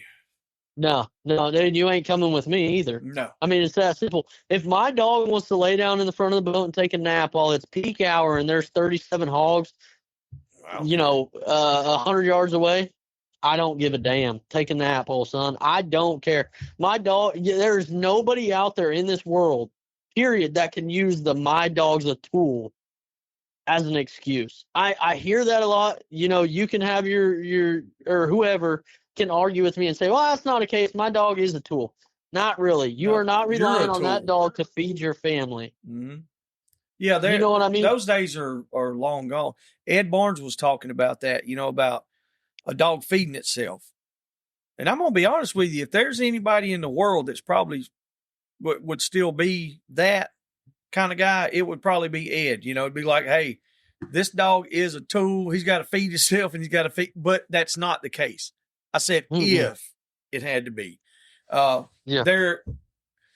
they're still, I think to a lot of people, dogs are livestock, they're tools. But that, like you said, I feel like that's become more of an excuse. So that way you can just turn off the empathy and emotion and be like, Towards that, just like, to hell with it. And if you don't do good, we'll just cull him. Well, maybe, just maybe, it ain't the dog. Oh, crazy concept. And they sit there and say they're so passionate about it. They love what they do. They're in it for the right reasons. And I hear that a lot. And everybody's entitled to their own opinion. You're in it for the right reasons, but you got to cull a dog every time you turn around because it's 6 months old and it's still not barking at a hog. I mean, I've heard it from back in the day. I've heard actually a few of the old timers that have talked to me that do not. They've relayed information to me, but they're not interested in ever being on a podcast. They have told me, they said, yeah, we're guilty. Back in the day, man, we had I am too. Not short tempers, but they didn't want to. And one of them actually reached out to me and he said, until he heard me explain it that way, that nobody's relying on that dog to feed their family. He said, I know the monetization stuff and whatnot. I don't want to make this explicit content, but his culling procedures has changed. And he said, and he's over 70 years old. He said he'll never do it again because he heard me state that dog is not feeding your family. It doesn't have to. And I'm going to go out on a limb here and just as a clarification for listeners that are out there in the world listening. What Alan's saying is you do not have to have that dog feed your family. It can. You can take it hunting and get you some food. Yes, that can happen. But it is not solely dependent on that. If you wake up that morning and you take that cur dog to the woods and y'all don't kill nothing, you're not going to fucking starve to death. You're going to grab a little Debbie and a chocolate milk or get some pizza from Hunt's Brothers Pizza and your fat ass going to go home. You ain't going to starve. Yes, sir. Yes, sir. 100%. Yes, sir. So, that's what you're saying, correct? Okay. Yes, sir. Just making sure. Yeah. Yeah, and I'm very big on that, and I'm sure I've lost on my side. I don't even care. Nah. I'm sure people have listened to it. No, this guy's, he's talking this way. No, I sat at a tournament, and when the guy goes, man, I don't give a shit. The dog was cut up in a freaking cattle trailer, and I'm trying to keep I don't think that's too explicit, but it was cut down in a cattle trailer. Yeah. And I'm no ASPCA. I'm none of that shit. I don't care about any of that. Bad though. Very, very bad. You don't realize there is other outside people that don't run dogs that are there, and you're like, oh, fuck that dog. It's in a trailer. It's cut down. That's the problem. It's just a tool. That's disgusting to me. Well, and I'm gonna tell you right now, the way I put it is, and I got to cover this. The way I put it is, if you're a fisherman, I do not see you going out there snapping a daggum reel and throwing it in the water because you had a fish hooked and then it broke free or a hog broke. That's right. I don't see you snapping that $300 reel. And your dog, I have witnessed dogs get checks written that were blank to buy a dog. I know you should not be out there just, I'm going to cull this dog because it missed a hog or it didn't win you a tournament. First of all, you're in that tournament just out of pure enjoyment for yourself and gratification. If you're in it for gratification and to get you some type of man, I could really I better stop while I'm ahead. I know exactly what you're saying because that's I'm passionate about my dogs and I love my dogs, and a lot of people don't understand. If you're out there and you are thanking a veteran every single day, and this is the way I love to put it for everybody. You want to thank a veteran every single day. My squad leader was a bomb dog handler. Do you realize how many dogs had to go in and commit suicide? Yep. A lot. That's right. To protect men and women of this country. Yeah, a majority of them were labs and a few Belgian Malinois, but that's besides the point. What I'm getting at is dogs are willing to please you at any matters. Yes. So, I mean, I hate to put it that way, but I've changed a couple people's minds, and I've had them personally reach out to me and say their culling procedures have absolutely changed just for what I have stated. I think that you can, and don't get me wrong, there's There's been a few times where you have to do the hard cull, but yeah, I'm not disagreeing with that at all. It's generally for health reason on our end. It's because something's happened, or I'm not even saying that. But like maybe even more aggressive breed that I'm not keeping some shit on my yard that's gonna kill some other stuff on my yard. It's just not happening. But you don't. But like you said though, like for your dogs that you're hunting, to me it's like, okay, we're a team, and we all need to, we all work together. I'm the coach, and I need to have you guys ready to play the game. And on the sidelines, I got me, and there's Nate, and there's Rodney. So I got my offensive coordinator, got my defensive coordinator, and I'm the head coach. That's the way I'm looking at what we're doing and for what we do. And so I'm like, okay, it's my responsibility to have all this stuff laid out and have to do this. So my players, now, do I want top-notch players? Yeah, I want the best. So your recruiting method, that's the next thing. Okay, there have been, and I couldn't tell you how many years actually where we had to cull a dog because it just wouldn't go. And the only reason that any of that ever happened is because of where we got our players. It's from where we recruited. You know what I mean? If we recruit the best of the best, if you will do that and apply that to your hunting, your dogs are going to be good. If you, like you said, you bought some dogs, you've bought dogs from all over. All right. You can buy the best dogs and be a shitty coach, and they still won't be any good because you don't know how to use them. But you can buy some dogs that need some guidance, and you can shape and mold them and just put them on the right path if you're a good coach, and you can have the best player that there is. You don't have to just be like, well, this dog it's either got it or it don't. Well, yeah, that holds true in a lot of ways. But there's also dogs it takes longer. It takes longer for that dog to really to mature and to blossom and to turn into a powerhouse. I've got dogs out here that's 3 or 4. I bet people would really shit if they knew Rick was a 6-year-old dog or 5-year-old dog, and he just got started last July. See, I think you that's what strike another conversation. Yeah, I think he's 5. I thought he was younger, y'all. We can strike that up. Trust me. And why would you call him? I know, but you see the hate I got on that. Oh, and there's so many people. I think they misunderstood what you were saying. I seen so many people was like, yeah, I got a deer dog that ran hogs real good. That's not what he's talking about. No. And the way you answered it, Mr. Joey, I was like, God damn it. It had to be old Mr. Logan Campbell. Logan got it. He got a good answer, and I can't. And maybe it got too technical, man. I don't know. Maybe I did ask too much in one question. But God damn it, that tells you, first of all, you want to listen to a podcast? There you go, Dixie Doggers. Mr. Joey understood the question immediately, answered it. Who gives a shit whose feelings are hurt? I'm asking a general question that I want knowledge from. I want the answers to this. That's why I answered it, because I knew that wasn't just a question you were just like baiting and like, well, let's see what they say or nothing. I was like, you want some information. Yes, I did. I really did, because we're waiting on a few more. Okay, a few more responses regarding it. I don't need to get into detail on it. Now,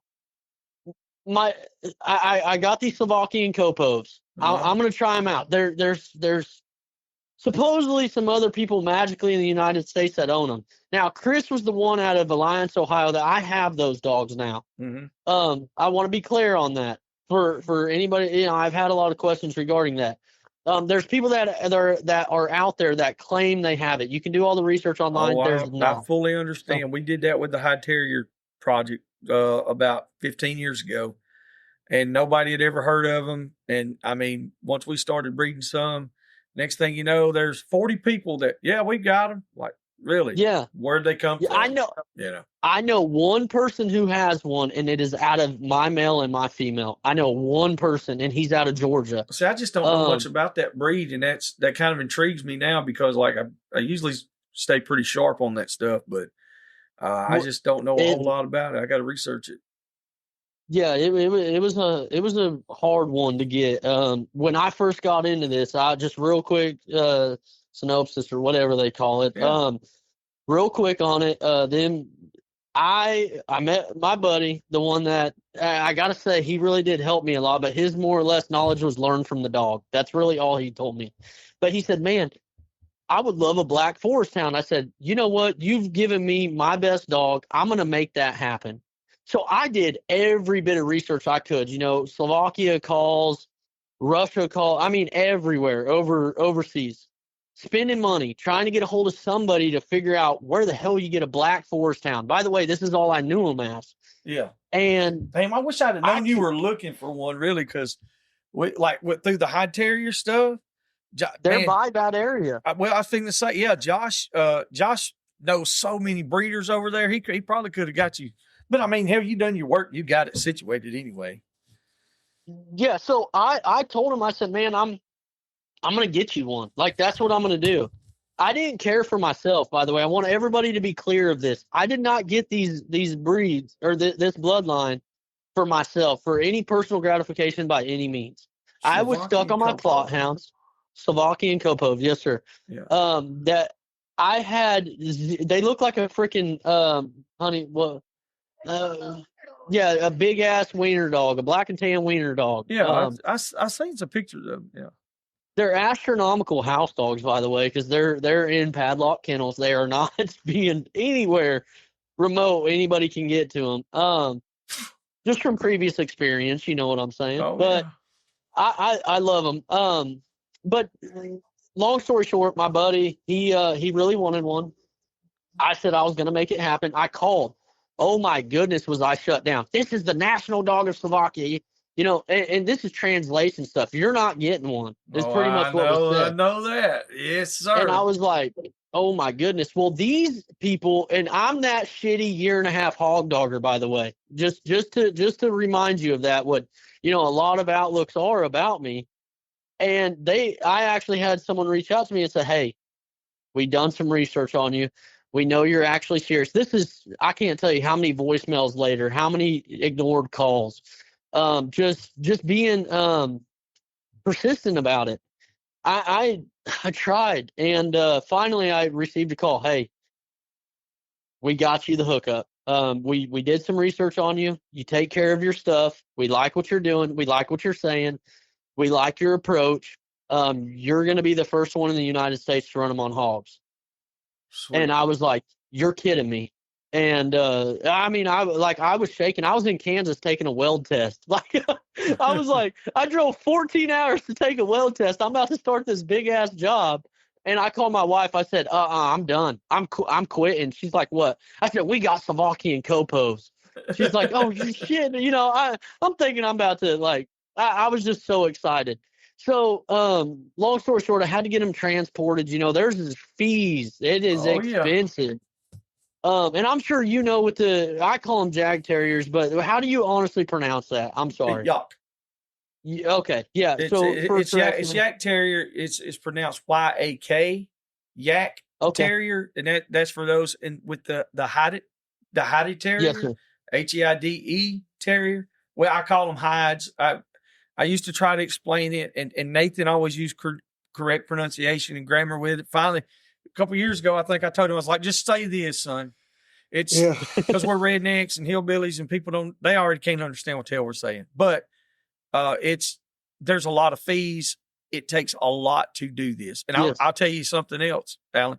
To get them sent back, it's even worse. It's even more I've heard with the shots and everything coming out of the United States. Going to Australia is about the most expensive, I think. We talked to Blackmouth Curs Australia, a couple of those guys, and I think he said in 2016 it cost him $20,000 to get two of them brought. No, to get one. Yeah, to get their first one brought for $20,000. That's a lot of damn money. But anyway, yeah. I'm sorry. No. I love the conversation. I could do this all day long. I'm telling you, I love it. But these two, I've had so much hate already because of just them two. I've heard it from every aspect, literally, of the world regarding them, and I don't care, but I got him. I told my buddy that I was in Kansas. I said, hey man, I've got a Slovakian Kopov. He said, what's that? I said, I was like, gosh damn it, dude. You're the one that wanted me to get him. It's a Black Forest hound. He's like, oh, no, you didn't. I said, I swear I did. I said, they're going to be here. It was one of the most memorable days. It was like a couple weeks from then, but I had my kids. I have split 50-50 custody, but it was a memorable day for me. My son loves science a lot. And I said, son, you can go to school and tell them that your dad owns Slovakian Kopovs. Like, tell your science teacher to look that up. Just to make my son excited. And it was I'm going to tell you right now, one of the most memorable days of my hog hunting career. When I got them, of course we had to have them transported. It was, damn, I didn't get off work till like 6 that night. We had to drive 3 hours to meet the transport. We paid insurance, everything to make sure that them dogs arrived. And, I called my buddy because I wasn't going to keep both of them. Remember this. I was not keeping them.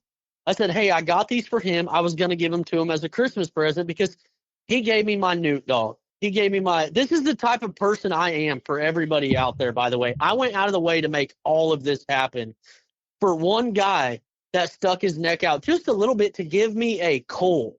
He gave me a coal. That's all he did. But he stayed in my corner. I'm serious. You support me, I swear to you, if I make it somewhere ever, regardless in life, I'm going to take care of you. And that's what I did. I got these two, and I was like, I got them for him, regardless of the amount it cost, any of that. It was his dream to have one. I called this dude. I said, hey, man, I got them. They're at the house. He said, I want to see them. So he comes and sees them. I said, pick them out. Take them. And he's like, oh, no, I'm not taking one. I said, what? I just did all this work for you, and you're not taking one. He said, nope. He said, that is too much responsibility. He said, I've done my research on them dogs. He said, and you can look it up on Wikipedia right now. Feel free. Look up Slovakian Kopov. It'll say Chris something out of Alliance, Ohio. Yeah. I can't remember the Mr. Gentleman's name. Gosh dang it. I feel bad for saying that, but he was the only recognized owner and breeder, and I have those dogs. That's cool. So I and that gentleman, he was like, man, give me a puppy. And I was like, goodness. But there was a lot of Chris Gogan at High Point Kennels. Gotcha. He reached out to me. You don't know how many voicemails I've left with people, how many calls I've made overseas. What I tell people, you stay in my corner, and I think sometimes I'm just too nice. You're going to have the biggest supporter in your life. I'm going to point everybody in your direction for anything you're doing, or if you want something, I'm going to try to make it happen. I feel like that's the way we all should be. And I know there's in the industry that we're all in now, and I say that, like this is an industry. It's a business side. There's a business to it. There's also just the fun in the hunting, but like doing the podcast or social media or anything like that. In the hunting industry, I really feel like that. Loyalty to me is everything. I mean, like I'm like mafia kind of shit. It's like once you're with us, that's the way it is. Like once you're with me, but now once you do me wrong, I walk away and that's it. Yeah. Also, I'm not going to run you down. I'm not going to tell everybody you did this or that. I'm just going to move on. But like Carter and Ryan, Boars N Broads, they have supported us 100% since we started. Since we met them. And that's the way we are with them. Same thing with you guys. And if I think all of us would do that a little more, and I'm talking about the ones out there that say they do it, but they don't. You know what I mean? They don't. They don't. Oh, no. There's been... If there's not money involved, they're not doing it. Exactly. I'm going to say it. Shit, I don't care. If there's not money involved, they don't care. That's exactly right. And I've turned down, quite a few people from, trying to buy... I actually buy a spot to talk on here, They're like, man, I'll give you this or whatever if you let me just come on and say this or whatever. No. Like, here, what I tell them is Nate has a list of guests, and that the good Lord willing, and thankfully, that list is long, you know, and generally stays months booked for months. And that's a testament of what all we do. Same thing with what you're doing. You keep doing the way you're going with it, and have the morals that you have, and you stand on it like you do, bro. That shit, you can't ask nothing for nothing no better. And doing little sentiments like, you know, and that's not a little sentiment, but like getting the guy that got you your dogs, getting him at least making the effort and the time and the money to do that. Dude, that's saying a lot about yourself, you know. It really is. There's not a lot of people that'll do that. Most people won't even give you a damn puppy back. First thing you're gonna do is screw you over. I'm serious. That's the truth. I'm not disagreeing with you, and Mr. Joey, when I say it, man, the unity stuff, you know, I'm in it for the unity. I want even your podcast going, my podcast going. That's why I shared y'all stuff.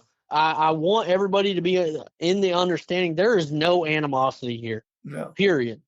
There's nothing but knowledge to learn from both podcasts. If you want to know something, by the way, guys, on where you can learn something about a certain type of dog when it comes to their podcast, I'm going to go out on a limb and say it. I think I might know a little bit more about where to find information on their podcast than they do themselves. That's how big of a supporter I am of them. I'm pretty sure I can tell you what episode they're on. They might not even know it. Yeah, I think it's probably 75 or 100. I don't know how many we've done. You're a damn liar. I want to say 186 would be my number. I don't know when I'm getting released. How many have we done for real? 186. Nate said, 186 for real. Well, shit, I didn't even know. That's listen, what I'm saying. 187, 188 come out this week. We're going to come out tomorrow. This is what, Friday. 189? What number is this? Well, this would be. I don't know. I think 189. I'm trying to remember. If not, we can, for a small fee, we can expedite it. No. Yeah. Be like everybody else. If you pay me, I'll do something. Yeah. But what I'm getting at on clarity for everybody is everybody gets the misconception of, this guy started a podcast. He's trying to go about it the wrong way. I want to be clear with them. I didn't even want to talk to them about it in the beginning because I want to be clear with everybody. And they can go ahead and edit this out if they want, but I want to be clear with every single person. I want everybody to know that I started the podcast at Tusk and Tales because I loved everything they were saying, but I had some other questions I wanted to ask other hog hunters, everybody. Yeah. And it's nothing wrong they're doing at all. No. I just wanted to ask them questions. And the thing about it is, when we first started doing this, it was pretty much it was me and Nate, and we did the video side of it, and it was only information. Well, then once we started doing with some guests and stuff, it was like, you know, we tried to do the Q&As, and it works. And like I said, we were talking earlier, I was talking about Ben Sheets and tree talking. I love it. Love the way it goes. I can't do that. It don't work for me. First off, I can't shut the hell up. I talk too much. and so when I get on here with guys like yourself that like to talk as well, we can have it'll just go on and on. There's no dead space. Yes, sir. And I don't have a list of questions. When we're sitting down, usually I'm jotting something down to ask later on or anything like that. So I do too. All I do is just kind of free flow with it to the best of my ability. But like it's having a podcast the way you're doing it, ask more questions. There's more information, and we talked about it earlier in this one. Some of these new guys are going to soak up that information, and they're going to start learning. And then they can learn stuff from ours, not just ours, Houndsman XP's out there, W's out there, Tree Talking's out there. Shit, I don't even know who all. I really don't. Like there's a ton of podcasts that are out there. Go listen to them. Yeah, I mean, the thing about it is that's the joy of it. You can listen because you know how many people, and you're one of them. You're like, well, I've listened to so many of them. I'm waiting. I just ran out. Yeah, I'm waiting till the next one. Well, guess what? Get another one. So now when you're waiting on Dixie Doggers on the next one to come out, get the Tusk and Tales one, throw it in there in between them, And then when maybe somebody else will get something started sooner or later, and then we'll have several of them, Because guess how hard it is for me to listen to a fucking hog hunting podcast? Yeah, exactly. There was none. I don't want to listen to me. Well, Yep. And I feel you. I can't even go back. I'm like, man, how stupid did I sound? It's hard to do it. It is. I get shit, man. I'm like, hey, you're stuttering a little bit from my friends and shit. But I'll have like people like, hey, man, that was a great one. I'm like, gosh damn, how? But I mean, I started getting nervous when your analytics first start out, they start out with states that listen to it. I'm like, okay, no big deal. And damn, when it went to countries and I was like, oh hell no. I started like cool. just trying to have a conversation. I couldn't even have it because I was just it's tough. It weighs on you. It weighs on you because when you're used to being you okay, like in your instance, you're still new to this, to the hog hunting in general. And you're used to just being Allen right there in that one area. Well, now you're Allen across the country and parts of the world. And that it really is a lot to take in. When you start getting your analytics, when we first started, there was no other podcast really. There was one or two. Houndsman XP was really the only one. But like there was no other just hog hunting. And that's another reason why we kind of just started discussing stuff with a little bit of everybody, all dog hunters. But it's mostly hog hunting. And so like we were the only ones. And it's a hard road. Like there was, who else is blazing the trails, or who else is going with us, blah, blah, blah. And Jake and Pat and them, they had a podcast going pretty good. And it kind of, it broke up. So it's like, how can we sell this? And you already know, like, we don't do a bunch of advertising, nothing. Ours is all organic, 100%. Just, it is what it is. We made the decision to just let it be what it is without trying to push it real hard because I was scared it was going to blow up and then burn out. But I feel like we've been around long enough. So now when you got young guys like yourself that are full of piss and vinegar that want to get out here and really put some work and effort in, it's going to be more acceptable. Now. And so you guys, I see, y'all shared some of your views and stuff like that. Dude, y'all kicked off real to what I think is great. Way better than what we did. I mean, we're doing really good, big numbers now, but like we've been doing it for years. That's a big difference. Yes. And so now it's like we're in 74 countries. And that's outstanding to me. Yes, sir. There was a dude, I said this in a couple episodes ago, there was a guy that was in Africa sitting around a fire with some guys that had monkey dogs, tree monkeys now. And they were listening to Dixie Doggers podcast with the Hadze tribe. And he was translating it to them. And they thought we were the craziest people we were the funniest people in the world. How freaking cool is that? They were translating it to their language? Yes. There's a translator there. It's a white guy. Yeah. And he's sitting there telling them what I'm saying. He sent me videos of this shit. He sent me videos of them catching.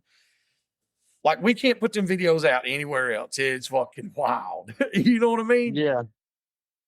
To me, that's the whole reason I even want to do this now. We're in all these countries. And now, all those 74 countries that are out there, well, hello to Alan Adams.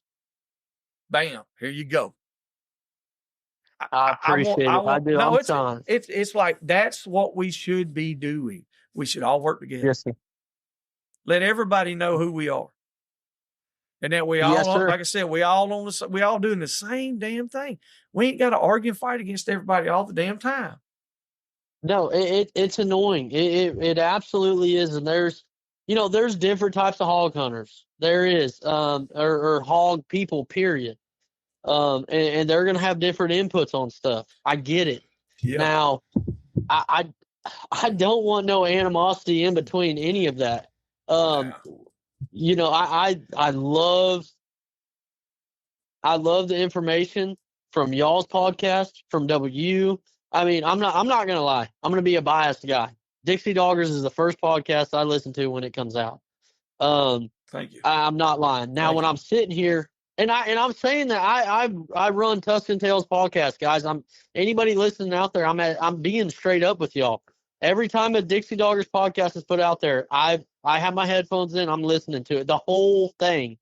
Guys, you don't, and I want to tell everybody out there listening, you don't realize how much those consumption hours as well helps us. Y'all listen to the whole damn thing, even if you're bullshitting with your buddy for a minute. Just let it play. You know, listen to the whole damn thing. Don't just cut it off and I'll get to it later, and then a new one comes out and you decide to listen to that one. I want to cover that now. I want to appreciate, or I do want to give a huge shout out to Boars N Broads. I know I'm just going to give that shout out real quick for both of us. Boars N Broads has been very supportive of this. They have been not just of me, but as well of Dixie Doggers. Yes. Now, Ryan Rankin and Mr. Carter Schultz, y'all are great people. I did want to cover that real quick, Mr. Joey. Oh yeah, no, they like it. I don't even have to say any. You know, like they know. Everybody knows where I stand with it. Like I'm one of those guys that ain't nobody gonna talk about them even if they're not in the room. Period. You know what I'm saying? That's how that works. They're not my friends. That's my family, and that's a fucking fact. I mean, you can take that shit to the bank. They both them guys, they know what's here. They've been to my house. Carter knows everything around this joint. You know, they know I'm at the end of the phone. All I got to do is holler, and it's the same way with them. And they have been huge supporters of it. There's several people that's done it. Like, you know, Southern Cross has been a big supporter of ours, and they're a big supporter in the hog dog world. Hardcore, they're big supporters. Yep. You know, those are the two top. That's the two top games in the game. You know, that they're on a whole nother level. They keep our dogs safe. Both of them do, and you know that's always a big thing that needs to be expressed and appreciated. We got partnered up there with Matt and them at 777 with the supplements. And I've been wanting to talk to somebody about stuff like that. No, I don't care if I get partnered with them. I really want to just get knowledge about it. Yeah, that's good stuff. I'll send you some information on it. Okay. It might be something you want to look at, especially, man, on the hydration and stuff. Yes, most definitely. Dude, it really, really helped our dogs this summer. It bounced them back. I keep wanting to call it Vertex, but one of them's Vertex. They got like 4 or 5 different things that they have, and they got one that you put in. It's just a powder. You put it in their water, and I'm telling you, man, it really helps with the recovery. And you know, but like you said, there's a lot of folks out there that support us, and we're beyond blessed. Like. And I know y'all gonna get there. You'll probably blow past us, honestly. Like, I mean, you guys, you know, you get out there and just put your foot on the gas and don't take it off. Is all I can tell you, because we're gonna support you. We're gonna support you. I appreciate it. I really do. Like I do. I just, man, I love listening to y'all. I want y'all to know that for sure. And everybody out there that's listening, you want to learn some stuff, go ahead and go back to their beginning episodes. You can kind of see where the progression goes and they start giving more knowledge out there. You know, I've heard a lot of different opinions on things that just absolutely changed my mind on one thing. I'm like, damn, this guy has knowledge. Well, man, this guy changed it up. And you might learn something new if you've been in this for 30, 40 years. Oh, yeah. Dixie Doggers got plenty of information out there on multiple different episodes that can help you. And if you have any questions on where you could find some type of knowledge, or hey, where could I potentially find something on this line? I can probably tell you on Dixie Doggers who to listen to on what episode. And that's what I've been doing. I'm not lying. I'm telling you the truth. I mean, I only got 10 episodes out there. When someone messages me, well, what about this? I'm like, okay, refer to Dixie Doggers. And I do sometimes have to scroll. I don't remember it off the top of my head. But, you know, I'll tell them. I'll be like, hey, Dixie Doggers, this episode. But that, I mean, I could cover statistics all day. I mean, people out there swear up and down there's no way to ever keep statistics on a dog. That's complete bullshit. Yep. And that is the biggest lie. Chris Saunders himself in the Kundum. You're running that GoPro. There's one thing. So, and you know, I know you've heard us talk about that shit 1,000 times.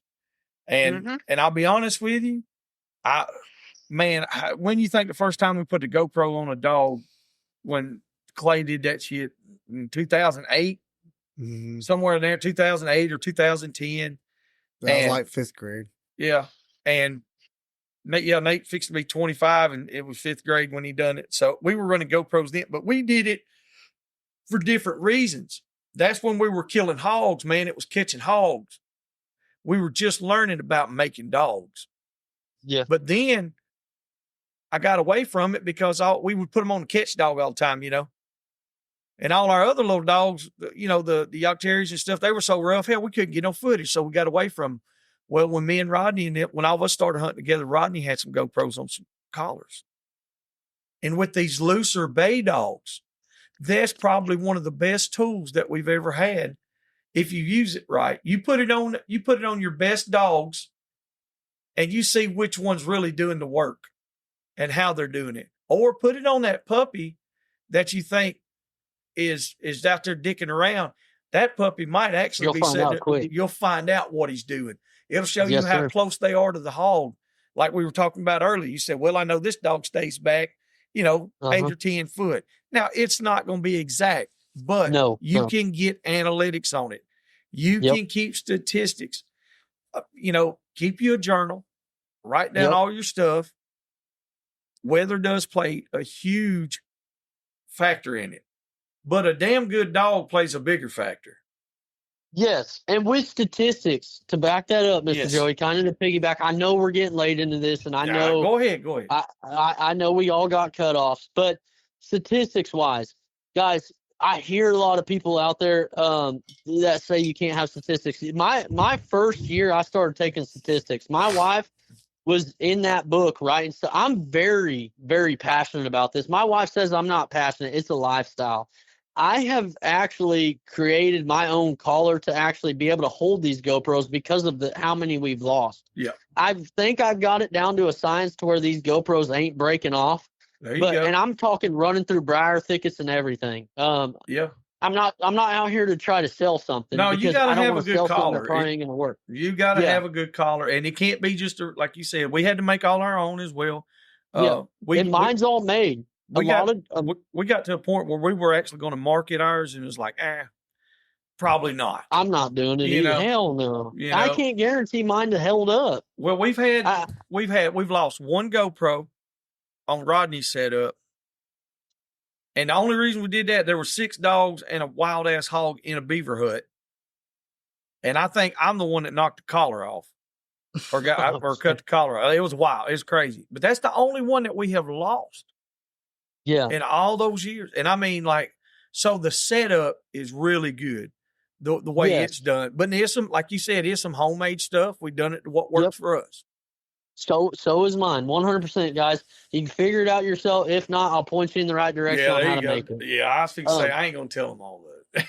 No. I'm going to say, you figure it out. Trust me, because I figured it out the hard way. I've only personally lost one. I swear to you, you're not going to believe it. The one I lost, my buddy walked out to a bay, and it was the GoPro Hero 5 session, which is the little square ones, if I remember correctly, and he freaking found it. Like, worse than a needle in a haystack. Wow. We're talking somewhere we never hunt. And he comes along, he said, what the hell is this little square thing? Mm-hmm. Or his brother, my buddy's brother. And I was like, well, shit, it's a GoPro. But that's besides the point. On statistics-wise, guys, I get into this really thick, and I want to, talk with Mr. Joey and Mr. Nathan real quick. I know they got, Just a keep. Hey, schedule with look, me. we'll break it up two parts. I don't give a damn. We got it. That's a good thing about Dixie Doggers. We do what the hell we want to do. Yes, sir. Well, how are you going to know what you're really breeding if you're not actually keeping track of it? Your mind's going to overtake, in my opinion. Okay, I think this dog's good. Now, when you go down and look at your journal entries and okay, well, shit, I only tagged 2 hogs on this dog, but I thought it was actually doing this. Yep. You could be everybody best to the best. I'm sorry, you're not really breeding best to the best when, okay, my best, we're going statistics here. You've been keeping track of all these dogs and you believe you're breeding best to the best. And if I told you to go out there and pick your best to best dogs, but I had the journal entries of everything them dogs have done, and you don't know anything about that. Mm-hmm. You have absolute zero idea of what them dogs have done. Well, you've been there to watch them hunt, but your mind's telling you one thing. So we go out there together, and I say, pick your 2 best that you think should breed. And he tells me why. He said, because of this, this, this, and this, this, this. And I say, okay, you have 3 of 5 factors on this jip, right? Well, this other jip is meeting 2 of your 5 factors. Now, why don't you want to breed her to him? Because the majority of the time, and this is lab world, I know 1.5 hog dog world, I'm going to tell you right now, it doesn't matter what dogs you're breeding. Majority of dogs are going to get majority of it off of the bottom, period. Mm-hmm. It's a proven fact. You can try to argue it with anybody, but they're going to get majority off bottom. So you want your jip to be the real deal. But why would you pick? You say best to best, but say you have 3 of 5 things on that jip, but the other 2 of 5 things are there, and that male. Hear me out here. That male has the same 3 of 5 things, but you decide to breed them because you're saying best to the best. But there's another male out there that's running around that has 2 of 5 of those, but in your mind, you don't believe he's the best male because that other male only has 3.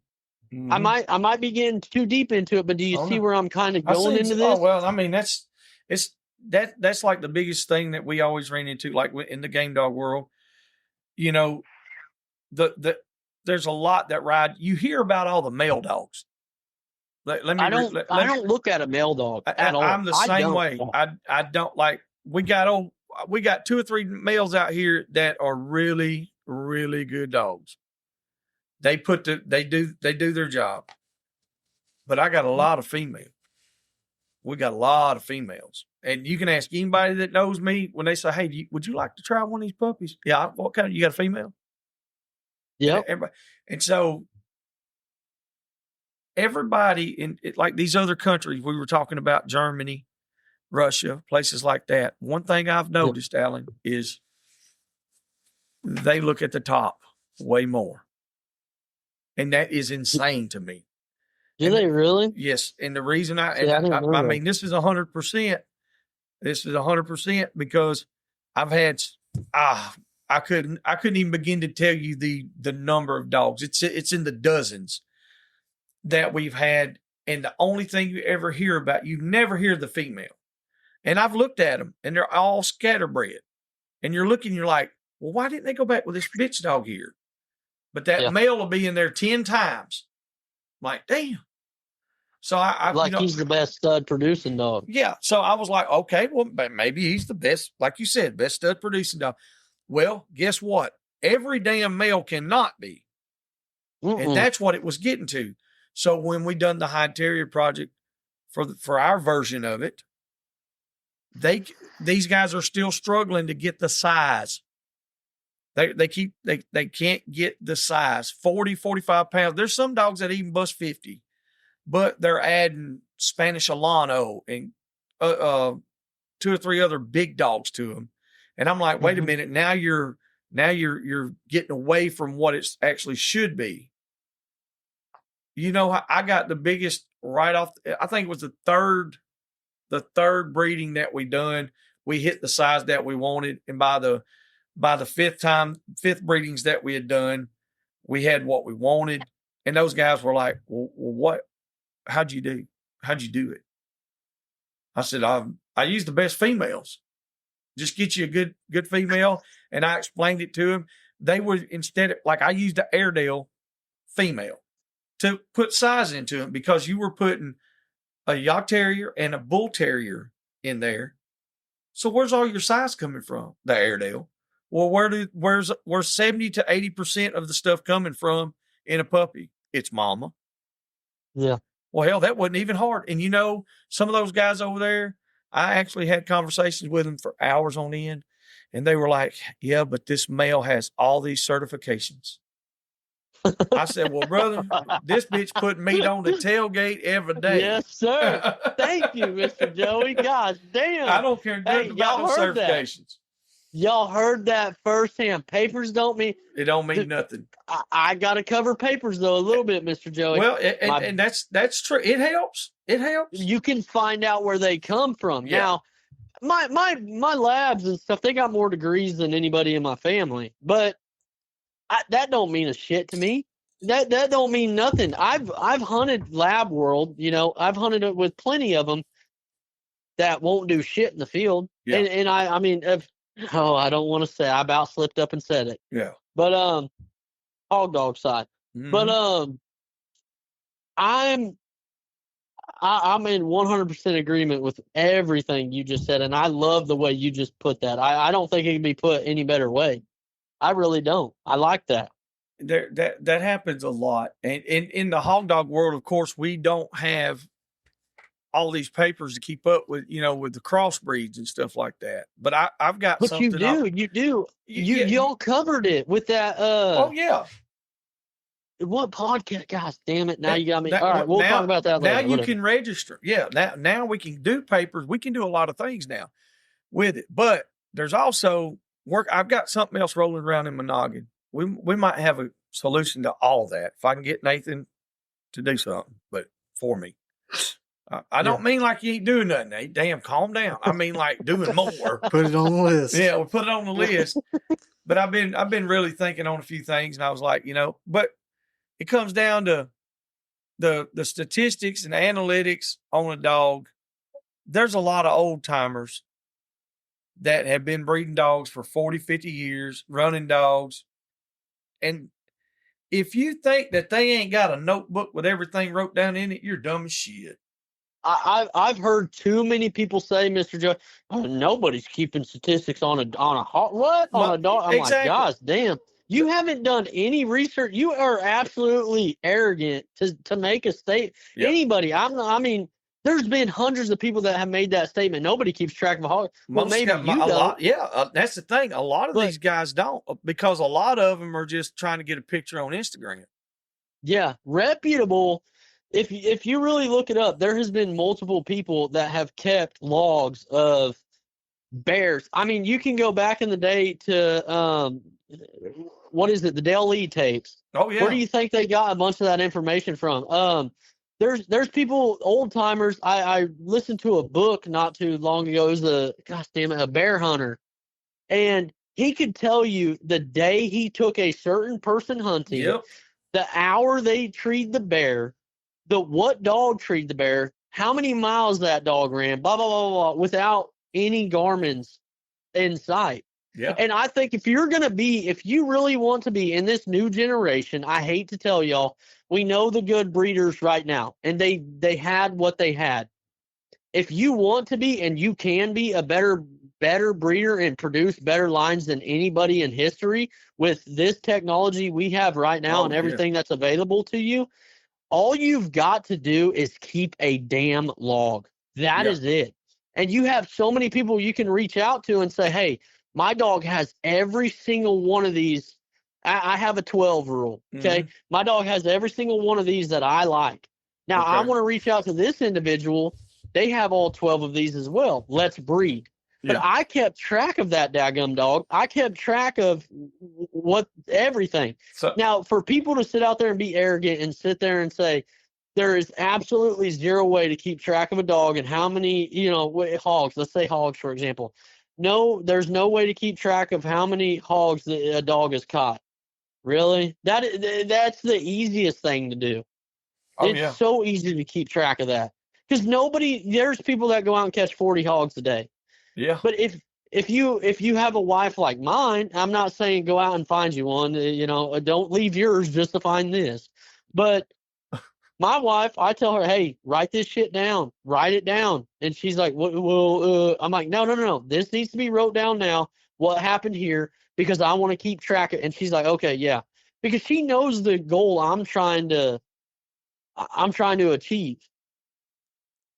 And that's the thing. Have a goal. You got to have a goal. Because there's a lot. I have a buddy that's trying to get into it, and he's like, well, I think I want to do this. I think I want to do that. Yep. I said, well, do you know where you want to end up at?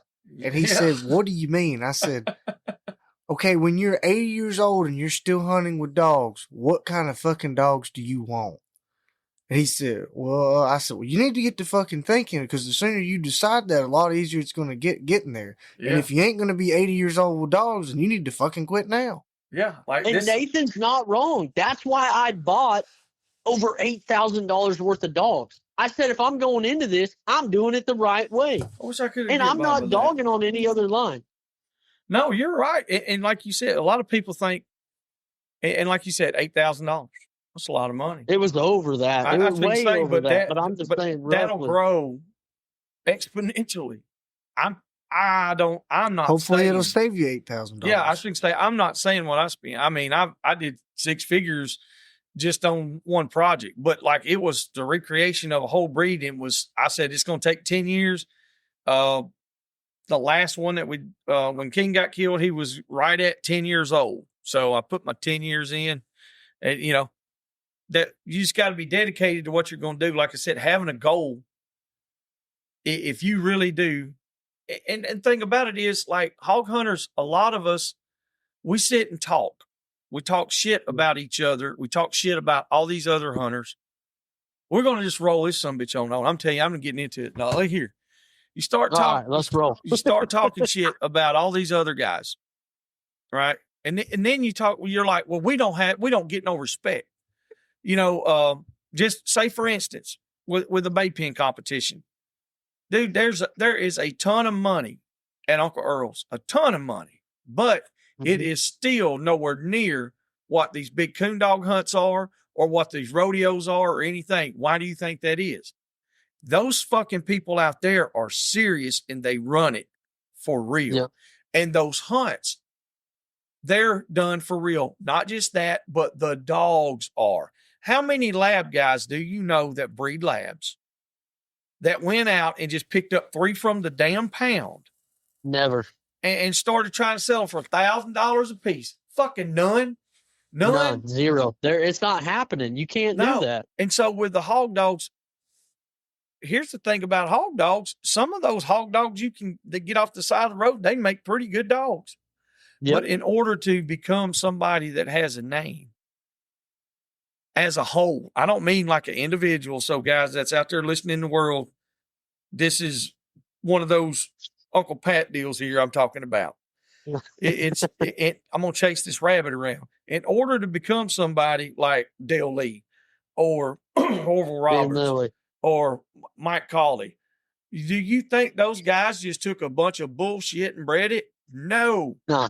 Hell no. They knew their dogs. It cost money and it cost time and it cost effort. They had a goal in mind. And so in order for like the whole hog dog world, you look at all the bear hunters. I hear bear hunters talk about each other all the time. Well, so-and-so did this, and they bicker back and forth. But it ain't nothing like the hog dog world. It ain't nothing like that. The bear hunting world, they still have a lot of respect that's held across the world. The coon dog world, it's the same way. All these houndsmen. You get the guys out west with the mountain lions and the dry ground dogs. Do you really think they're going to sell you a good dog for $1,500? Hell no. 15,000? No. Probably not. I guarantee right now you could pull up and drop a blank check at my house. And my wife knows. You can drop a blank check and I know her, but bullshit. That guy's been in it for a year and a half. No, that's how passionate I am about it. I could give a shit less about the money. And that dog is not going anywhere. And that's how much I actually have a care for the dog. Yeah. So that's just absolutely not happening, period. So where do we go? Like, we have to have a goal as a community of hog hunters. What do we want to do in 20 years? Do we really want to have a National Hog Dog Hunters Association? Everybody, we all talk that shit. Everybody's okay. Let's say this. I'm gonna fire up the pot. Fuck it. Yeah. You got to split it. You have to split it, and I get the most hate for this because I'm always told you're not supporting. You're the biggest hater on the bay pen community. You have got to split it. You got your bay pen hog dogs, and you got your actual woods hog dogs. That has to be separated a little bit. Yeah, and you can have one in the same. You can, but they're not as a whole. No. What did you say earlier when you were walking your dogs when you first started, and you said, "Man, they're getting out 600 yards. That's too far for me," and so you got them, you reeled them back in. Okay, well, just about every one of the bay pen dogs. I'm not saying all of them because I own some that will go hunt, but as a whole, they're not going to get out, beat the woods down, and go find a hog and stop him and bay him consistently. And there's some, but like you said, it doesn't mean that we have to be divided as people. No, but it's okay, these are bay pen dogs. Like, if we're going to have it as, a society, this is Mr. Joey. While I got it on my mind, this is the difference. Lab World, for example, it is so successful. You got your UKC, AKC, SRC, or Super Retriever Series, SRS. You got multiple different lines. Okay, that would be considered as in, please let people know of this, by the way. That would be more or less considered your bay pen side of the hog dog world. Yeah. Now, then you got your meat dogs. That's right. To be honest, the meat dogs are always looked at more or less like they're shit. They're dog shit.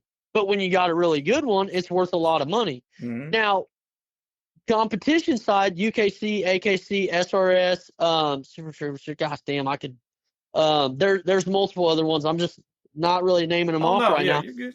Those dogs are always going to be worth a lot more money. I'm not degrading anything, period, in the bay pen world at all. No. That is just not my forte. I know I don't have anything that can compete in the bay pen world.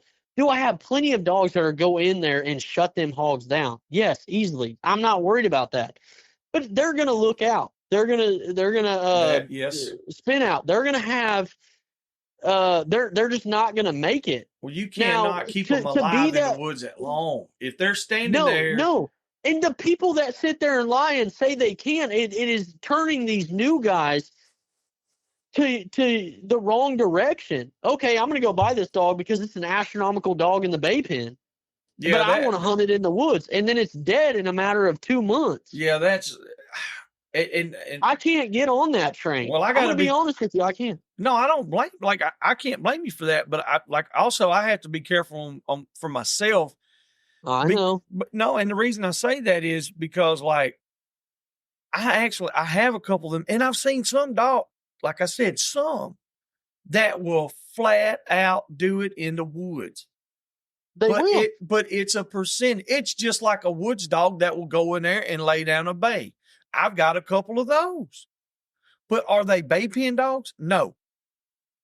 And the thing about it is, you always hear, like we're talking about the divide part. And we don't, like I said, it doesn't mean like, oh, well, I hate on you or not. No, it's like, okay, my dogs don't do that. You can still support it. I can't compete in that world. We still go to it all the time. And there's been several times I haven't even turned a dog loose there. I go and I support it. And we talk about it all the time. We share all the stuff, and that's easily done. But when you have a dog that will go and do both of them, that's more of an anomaly. That's not the norm. Yeah. And so if you're paying $2,500 for a puppy to $4,000 or $5,000, whatever, for a puppy or a young dog that'll do it in the bay pen or that's out of bay pen stock, hey, that's all well and good. But I would put it in the bay pen, not in the woods. You could try it in the woods and just, to let it say, hey, I'm just going to let him go out here and run, to exercise and to know what hunting is. Hey, that's fine. But as far as like hunting it, I just don't know how it works. No, and you're out of your mind. So same thing with Lab World. You are rarely seeing a good field trial lab. Guys, if you're listening to anything I've really said on my podcast or anywhere else, when it comes to the competition side versus wood side, please listen to this part. Now, lab side, you have your, multiple ways you can make money in SRS. UKC, they really don't pay out. AKC, not really. But, of course, off the lines that are bred because they are field trial champion lines, whether it's HRCH, Hunt and Retriever Champion, Grand Hunt and Retriever Champion, whatever. I'm not going to get real deep into that. Now, you got your bay pen dogs, okay? They're great. They're doing the job. You're making money on that bay pen dog. Why in the hell would you want to put it in the woods? I wouldn't. No. I'm going to tell you right now, if I had certain amount of winnings that X dog got, so I'm not going to name anybody's dogs on here because I know where everybody's going to go stating this dog's got this winning. Yeah. I know where you and I can go on. We all know who has the most winnings in the hog dog world. Everybody does that's listening to this. Yes. Why would you stick that dog in the woods? But don't sit there and claim. I'm going to say it. Don't, and I will tell him don't claim that dog goes in the woods either, because we know just as well as you do that dog does not go in the woods. His puppies might, or somebody else's puppies might, but that is pure honesty. And if nobody wants to stand beside me and admit that honesty, when I have people reaching out to me, well, man, I'm looking into getting into hog hunting. This is the guy I want to reach out to. I want to buy his dogs because his dogs do it in the woods and in the bay pen. Yeah. I'm going to hurt feelings. I don't care. I always said when I got into this, I was going to be honest. Well, that's the best thing to be honest. And the thing about it is, I know a couple of people that have got puppies off of Goose, and that's who we're talking about. You don't have to say it. I will. I will. Yeah. And I know Goose is the world champion. He's the best of the best. Dude, there's nothing that can beat him. But I'm going to get hate for this, Joey. No, I'm going to get hate for what I said. We're always going to get it. We're always going to get it. But I have to agree to an extent. And the reason I say to an extent, it hasn't been enough time yet for me to wholeheartedly say, hey, these are not woods dogs. I know where a couple are that are doing it in the woods, that are pups, but they're not hauling them to the bait pen, but they're not hauling them to the bait pen either. You know what I'm saying? Let me confirm that. Yeah, let me confirm. That's what you're saying. You're talking both worlds. Yeah, but I'm not talking. Sorry. I'm sure Goose, but I'm sure his puppies can make phenomenal woods dogs. I'm not saying his puppies. I'm not saying don't go out there and say Goose I'm not even quite sure what Randy's saying. I don't know. I'm not putting words in his mouth, but I've had people say that Goose is a good woods dog that have messaged me, Yeah. And I don't want people getting that wrong misconception. Sorry, I need to make sure I word this properly before it turns into, how bad this is already going to turn out. Well, listen, it is what it is, brother. Look, that's why we're here saying these things, is because everybody else is thinking it. Everybody else has messaged us and talked about it behind their back. Randy's my friend, and I'm not going to talk about it. I'm going to say it. If I got to say something, because he will. He's not going to do it behind your back. No, I'm not worried about any. I'm really not. Yeah, you're not worried about him. You're talking about the other people. Yeah. No, I'm more or less. Randy's not. He's not going to disagree with it. No. Who in their right mind? That's why I'm covering it up.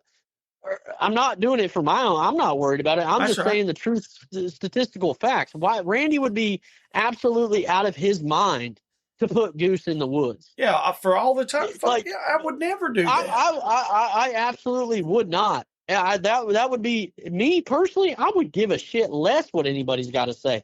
I would absolutely never put something that is producing that kind of money in the woods. Yeah. And I know that people are gonna be like, "Well, damn, I've seen that he's put Goose in the woods." I'm like, I don't know where y'all are getting that information from. I know his puppies hunt in the woods. Yeah.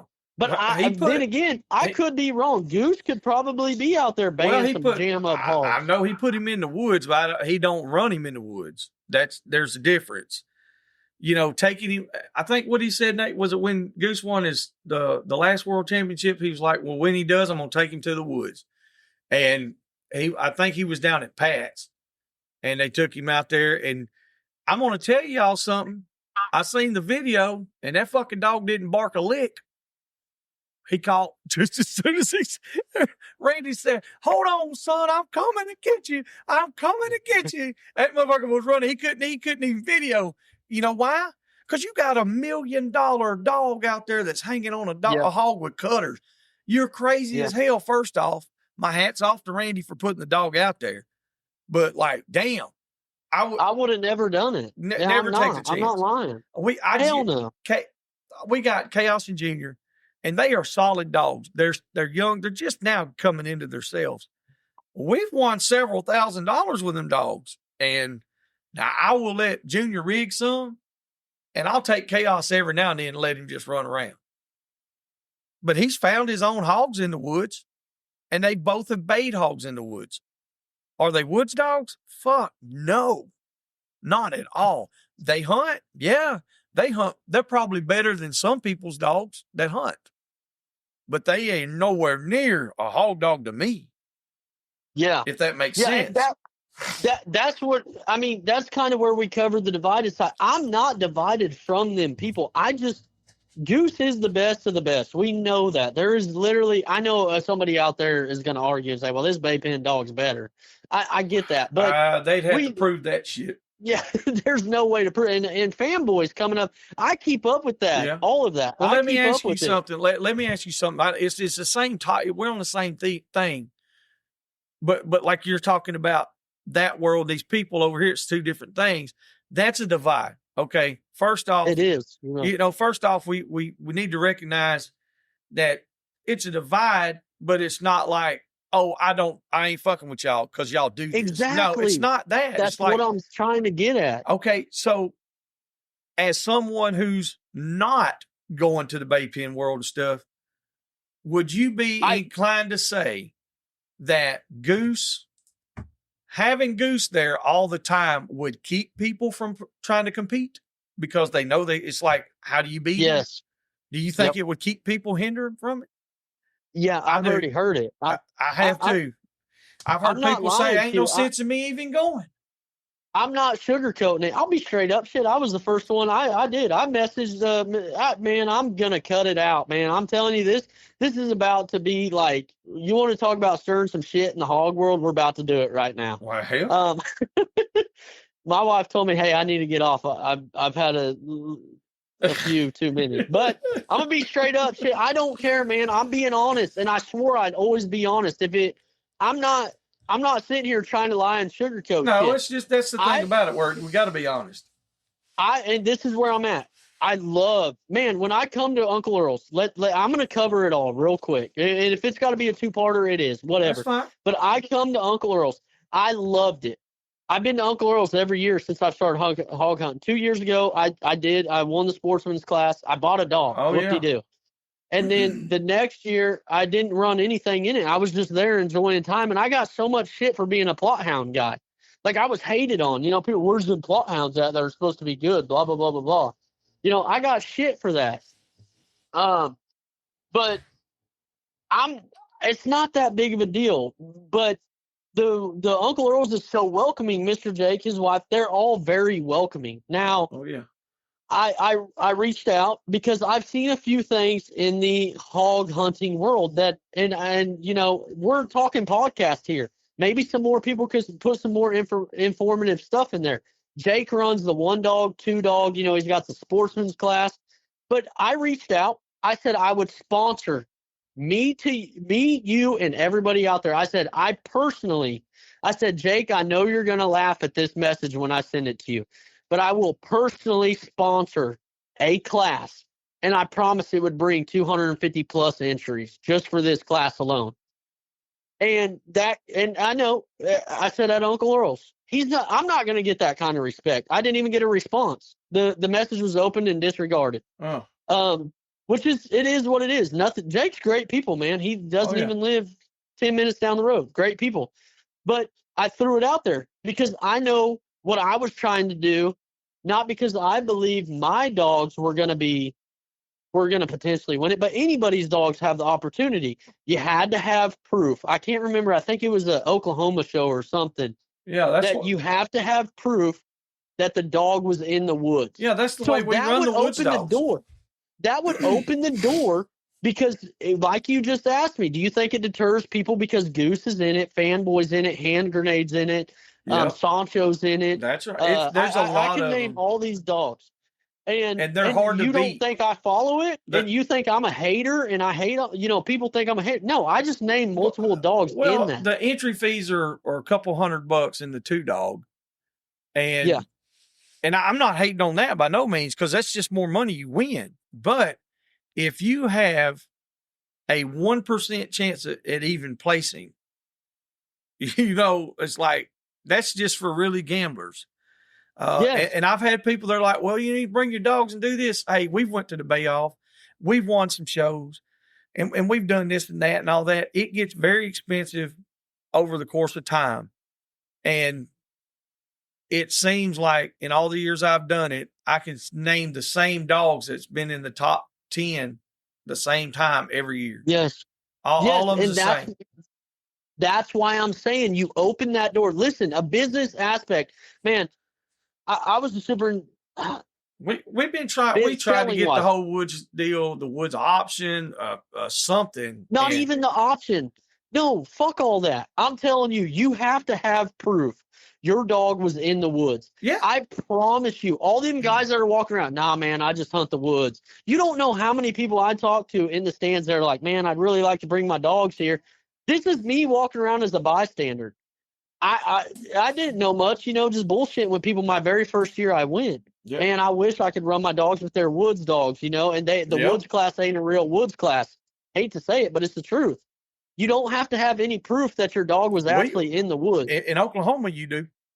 Yes, exactly. That's when we put when me, I say me, Rusty, myself, Nathan, Pat, Ed Barnes, and like we all had a board we put together. We got different rules. It's not the same as the regular bay pen, and you have to have video.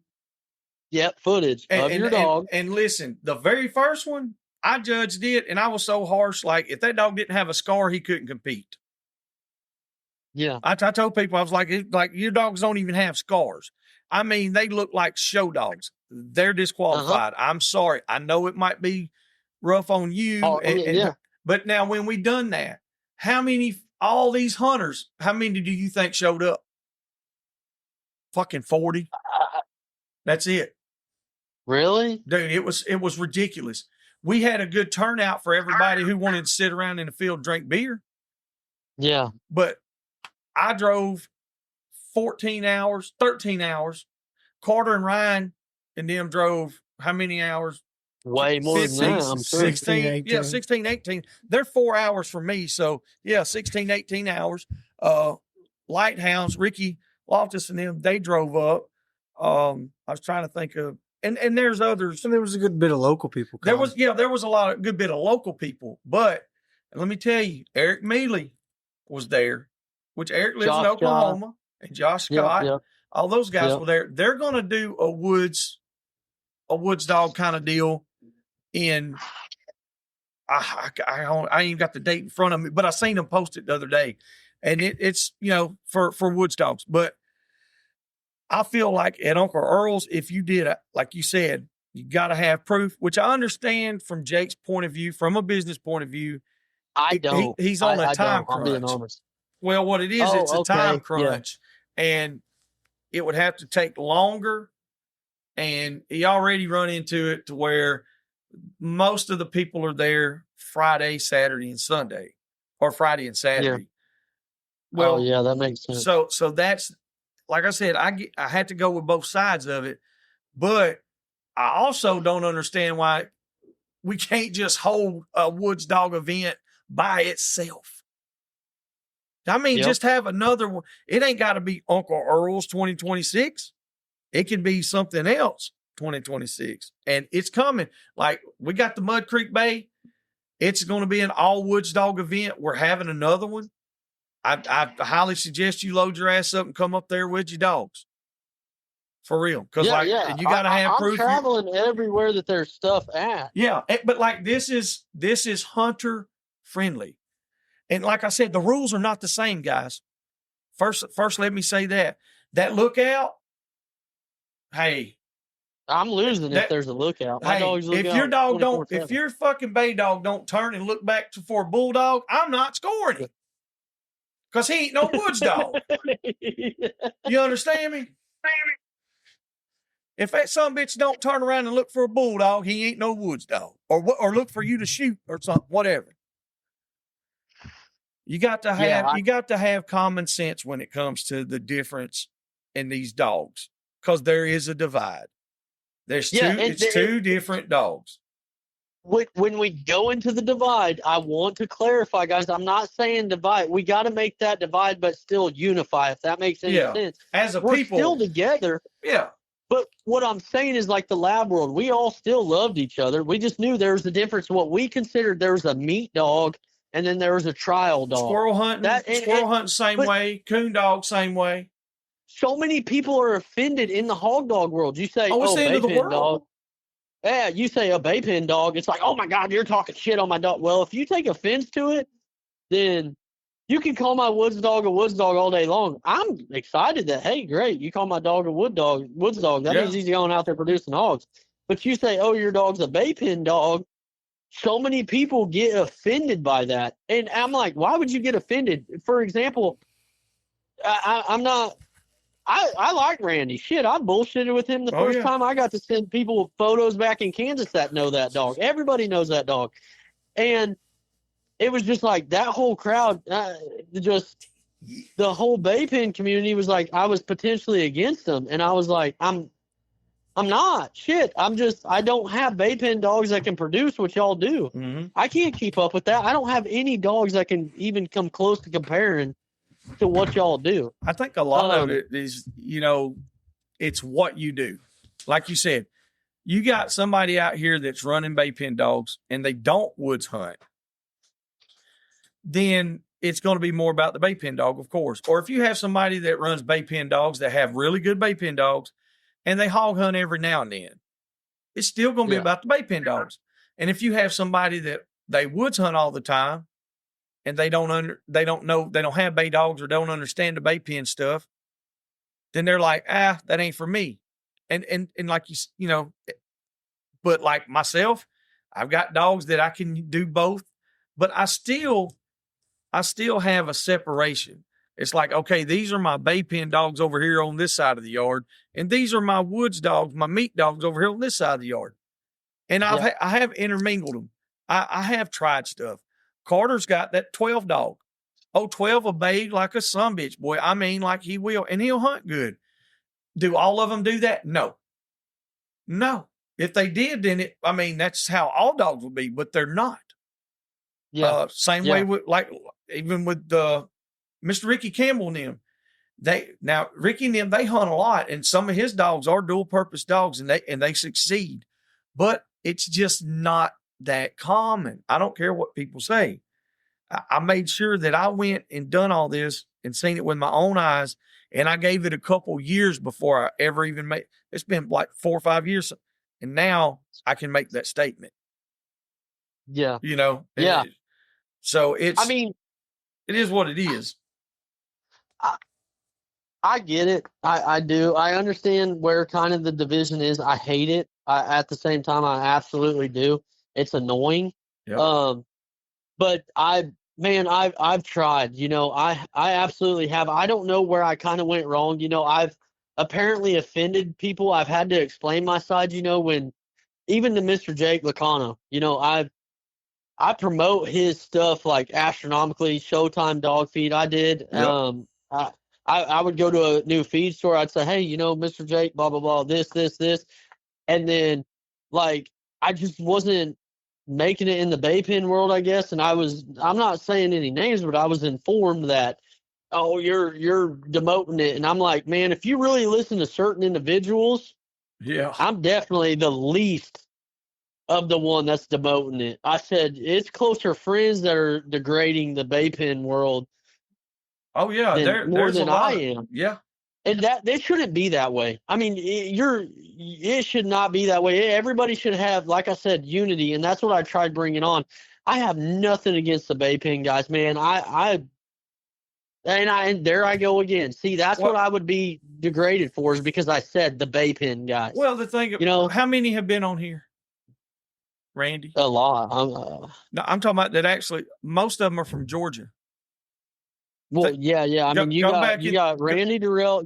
Go back and think about all the ones that I've had on here that are not from east of the Mississippi. Oh yeah, sure. Yeah, think about that. None really. Yeah, you're not. And then you do have one that, I mean, he bags on it. Shit, you got to admit it. Uncle Pat. Oh yeah. He talks the most shit on the baby. Yeah, he talks. But I mean, now he's a huge supporter. You know. Yeah, he's a massive supporter. Yes, he's a massive supporter. And Pat's I mean, the first one to for somebody like me, little guy coming in a year in, and I'm the biggest demoter of the bay pen world. No, I just don't see that shit. You know, I don't. I'm just like, it's a bay pen dog. Like, I get it. I'm trying to speak the truth, but where I come from, lab world, I'm being honest. It's a trial dog or it's a meat dog. Yeah. I didn't mean it in any type of bad way. That's just a lot of it is how you take it, you know, and that's the thing about it. If you say it one way and there's 10 people, well, it's probably going to be taken about 5 to 6 different ways. It could be taken 10 different ways, honestly, you know, and the thing about that part comes to everybody's perception and their willingness to absorb the information that's given. It all goes back to just information, whether it's a statement, a question, or whatever. You know, it's words that's put out there in the world. Pat said it best. Pat said, words are like toothpaste. You squeeze them some bitches out, but you can't squeeze them back in.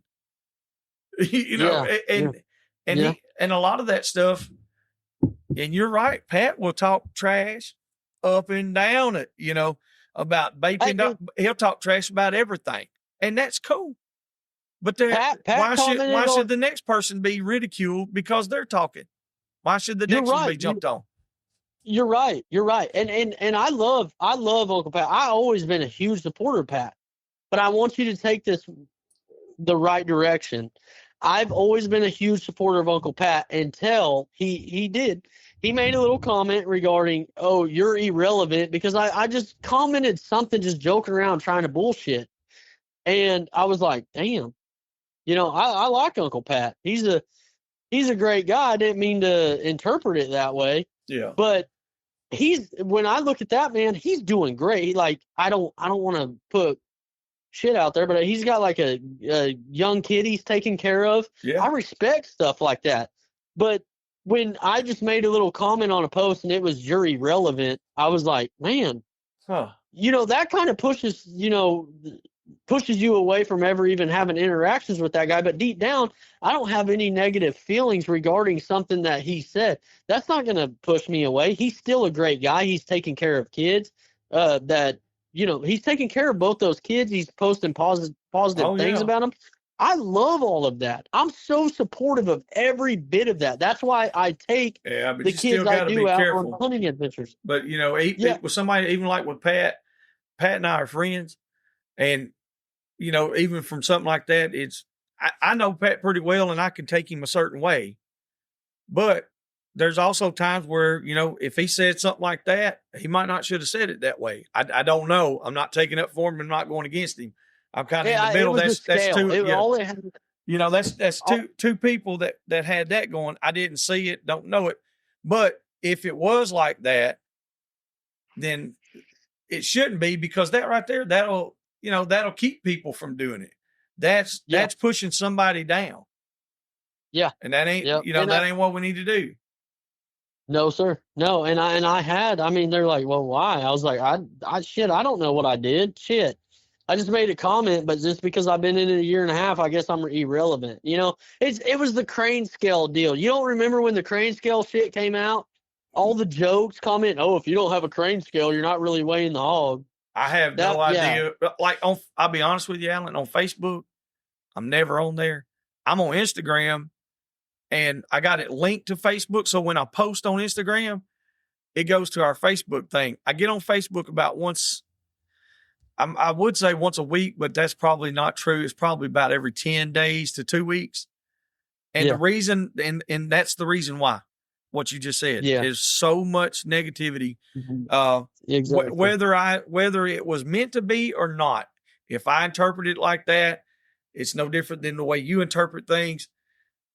I seen so many of my friends arguing with each other about the stupidest shit and just being negative, and then it rolls over into other conversations where, like you said, say if somebody else got in it and they're like, oh, well, you don't even matter. You shut up. Like, no, nobody has a right to talk to each other like that, or shouldn't talk to you. You got the right to say what you want, but you just shouldn't talk to each other like that. Yeah. I respect, I love all these guys, man. I want you to know that I do. I just, when I say unity, I mean, I really do want to bring, like, I wish we could bring the two hog hunting communities together. Yeah. Like, I really do.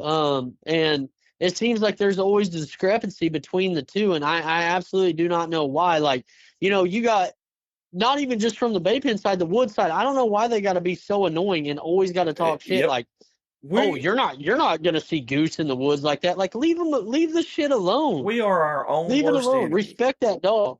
Yeah. That, like, we really are. We really are our own worst enemy. And it's such an egomaniacal system that we are part of. A lot of guys, when they first start out, they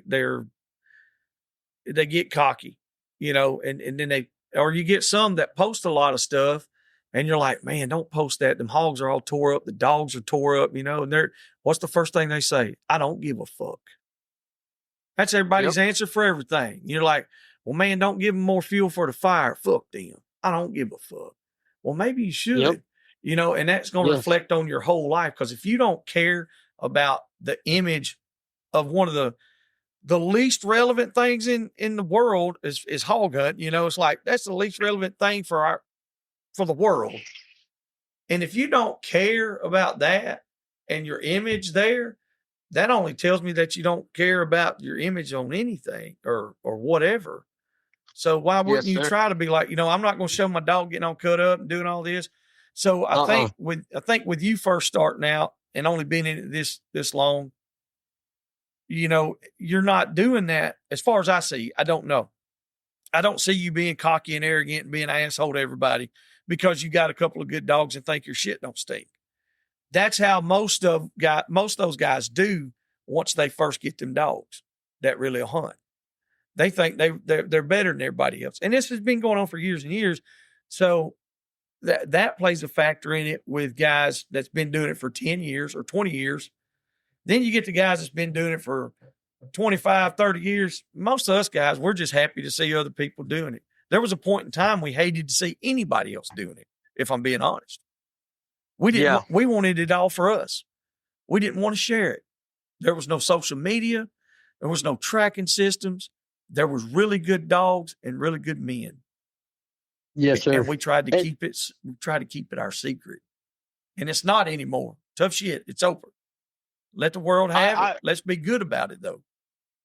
I really hope, though, you know, we can kind of bring some of that back together, man. I do hope to be, like, I'm going to be honest, like, out there, I don't care. I don't even feel like I would even remotely be accepted to Uncle Earl's, to even go and actually be able to go out and talk to people, just because of how, man, I've offended people by not even trying to. You know what I mean? Listen, if they get offended like that, you don't need them in your life, brother. That's all I can tell you. You don't need that bullshit. That's words of wisdom. I mean, it's been going down that track. I'm not trying to. I try to just, like I said, I want to promote unity. I want everybody to just get along, but it's not going to happen, clearly. And when I asked Mr. Mike himself, I said, man, is it like this in the bear community or, you know, the lion? He said, yeah. He said it was, I don't want to put words in his mouth, but I said he might have even been worse. Yeah. Yeah. I think in the and mountain lion, they said it's bad. Yeah. I was don't. like, damn, Yeah. I didn't know that. Well, I don't want to be a part of that. Like, honestly, if it's worse than this, and the only I'll be like, the reason to keep doing this is just to, I guess, beat my head against the wall. It's like, man, let me make it better. And I've had people like, well, it ain't going to get better. Bullshit. It already is I'm better. trying. I'm still going to try. Hey, it is better. 5 years ago, we had 0 hog hunting podcast. 10 years ago, we had very little social media to do with a hog hunter. 10 years ago, we didn't have people making any money doing what they actually love. You know what I'm saying? 2 years ago, nobody knew you in the hog hunting world. Now they do. No. All right. No. So, like Uncle Pat, there was a lot of people that knew Pat from previous stuff, but it was all more local people. Now look at how much he's progressed. Look at Uncle Earl's and how big that event's got in the past few years or the past years. It's growing all the time. You look at all the other events like the Abbeville Bay out there. We got the big boar bash with Ryan and Carter and them, those hunts, and all these tournaments and stuff. And they're getting bigger and bigger and bigger every year. Hog hunting is bigger now than it's ever been, and it's way cooler than it's ever been. Yes, but with that, most definitely. With that comes growing pains, and those growing pains are how to act. And we can't control everybody's kids, but we can monitor our own. If you get what I mean, yes, sir. So if I agree with you. We keep ourselves in line, and our guys that we're around, that's who we can control to the best of our abilities. And if everybody will do that little bit as a whole, it'll get better. Yeah. I mean, I'm in agreement with you, Mr. Joey. I love it all. I do. I enjoy Uncle Earl's. I enjoy the Bay Pen. I enjoy all of that. I do. But I guess somewhere along the lines, I put the wrong impression somewhere, and it went the wrong direction. It is what it is. Well, and I want we're going to backtrack that son of a bitch, Alan. Alan, turn around and backtrack it and fix. I'm trying. It's not all your place to fix. I'm trying reaching out. Shit, you know. You're doing it. Man, I'm telling you, I got a good following, with hog hunters, but with people in the woods. But goodness, I don't think I have a single Bay Pen individual that follows me. But I come in at the wrong direction. I come in at the wrong direction. I meant as in coming from the lab world, we have your trial dogs and you have your meat dogs. Yeah. And when I started the podcast, I was focusing clearly, which I'm honestly still going to kind of try to do, is the meat side for knowledge about guys in the woods trying to catch dogs, because I can't compete with Goose. I can't produce a dog that's ever going to compete with Goose, or even whoever's That's on what I'm number working 10 on in the right now. standings right now. You own Goose. Remember that? Yeah, you just let Randy borrow. No, listen, I got some shit out here. I'm dead ass serious right now. That is Goose's demise, brother. And Randy, he knows this. Like this, it's coming out at Uncle Earl's this coming year. If you want to see him get his ass whooped and handed to him, you just be there. Well, I'm being honest with you. I would load up 30 dogs on my yard if I could go up there and show, okay, hey, everybody, if you make a bet off or whatever, however the score system goes, I want this to be very clear. I would load up my whole dog trailer. I pull a fifth wheel up there with every single dog I got on my yard. I would enter every single dog, whether it's a 2-dog, 1-dog, however they want to do it. And I would absolutely pay every entry and give it a shot if I absolutely had to prove, if every single person had to prove in the bay-offs at least. Yeah, in the bay-off. There you go. Dogs. There you go. I'm not, and I tried. I did. I tried. I reached out to Mr. Jake. I said, hey, I will sponsor the whole event. What if we do class. one that makes it even easier? What if we do it, just say like you said, if they go to the bay-off, because there's a big bay-off. What if we do it to where if you place, usually he's got like the top 10 or whatever. If you place, you have to have proof. You got to prove it. Yes. Because your dog might not have a scar in it because maybe you do run vest. That's right. Fine. And that's fine. Yeah, exactly. Because that's one thing we had to settle down on too. Because like I'm sorry I was being a critique on it, but I was like, look here, I got to see something on them. But like, there are some dogs that aren't going to get all cut up. The dog I was looking at that day, that son bitch's nose was 2 inches from that hog the whole time. Yeah, that dog should be cut to shit. And every time that hog would even bluff a little bit, he would turn and swing out. I said, you should have holes all in your ass. And that guy come up there, and this guy, actually, I wound up retracting some of it because he came over there and showed me the dog did have scars. You couldn't see him, but he had a couple, and he showed me. And I was like, okay. And I think he got second place, but he was mad about that. And I said, well, you stayed in the pen with your dog and followed it around the whole pen. Generally, you're disqualified if you walk in a certain distance. You know, you can't follow your dog. And he was in there walking with his dog, and I was like, I'm not going to tell you to back up. You should read the rules. You know, really, I should have just disqualified you and moved on. But this was a woods dog event. That was the very first one that we had done, and we were learning. And so, like you said, it's a learning process. And so now we've done a couple, and I think we got it down pat. I really do. Like, we got the judging down. I don't think anybody complained about the judging on the woods dog stuff. We tweaked some of the rules. Yeah, Nate and Rusty judged, and they were harsh.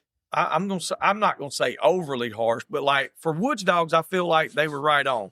I feel like they were a little loose, but I'm an asshole. Yeah, we changed the rules again. We edited them, and I never heard any critiques on from the way they were edited from Pat or Rusty. So I guess they stand. I don't know. So Ed's in that group too, and Ronnie Creek went in the one group that we had, group chat. And so you take all these guys that's been doing this for so long. If everybody's on board with it, you know, hey, we're all in the good. So there's no reason why we can't do this. Well, I'm gonna talk to Jake myself too, and you know, I don't know that he'll even listen. I did message, and I said, but I get to pick the judges. Yeah, I'm not gonna lie. I did say that part. Yeah. There's a reason why I want to pick the judges. I'm not. I understand. If I'm going to sponsor the whole event, I do want to pick the judges. But you know what? If he ends up doing it, I'll sponsor the buckle. I'll sponsor the top 3 buckles. I will pay for first, second, and third. I really will. I don't care. I just believe that's that unity I was trying to do. If anybody listened to the podcast this long, you know how many people are going to agree with you on that now. I agree with you.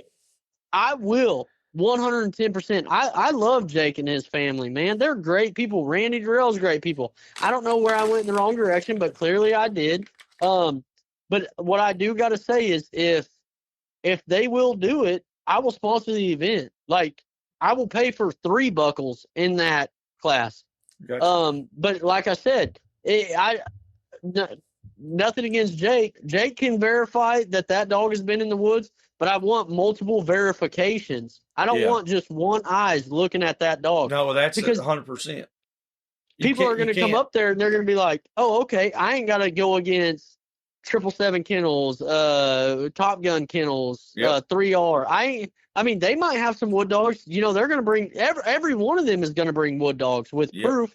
That's right. And then, but you ain't got to compete against their top pro bay pen stuff. Yeah. Yes. And I'm gonna tell you something. Like the bay pen folks, they have been great to us. I'm telling you, that's a freaking $1 million idea. Well, they've been get overlooked. Well, they've been great. Like I said, they've been great to us and supported us in everything that we've done. We've also been there and we've supported them, and we're a part of that family as well. Like, you know, it's not like, I'm friends with most of them, and I know there's a few that I don't really know, but like there's like Johnny White and Donnie Bergman. Those guys are really coming up, doing good with their dogs. Those are guys I really watch and pay attention to. You know, you got Snotty, Red Rider. He's always got good dogs, and they woods hunt some. Like I said, the Campbells, they do. Jeff Coates, the Jeff Coates. I love the Jeff Coates. They might not like me much, but I love them. All those folks, man, have supported us and you know, have been a part of what we're doing as well with the podcast. But like, man, it's hard to beat them in the bay pen. So that's one reason, like we run the woods dogs. And if I got time and I don't have anything else planned for one solid year, I went to every single bay that was had in the United States. Well, actually for almost 2 years, but for one solid year, I said, I'm not going to miss any. And we didn't miss any. And to see what the difference was at one place versus the other, how the hogs were versus this other area, blah, blah, blah.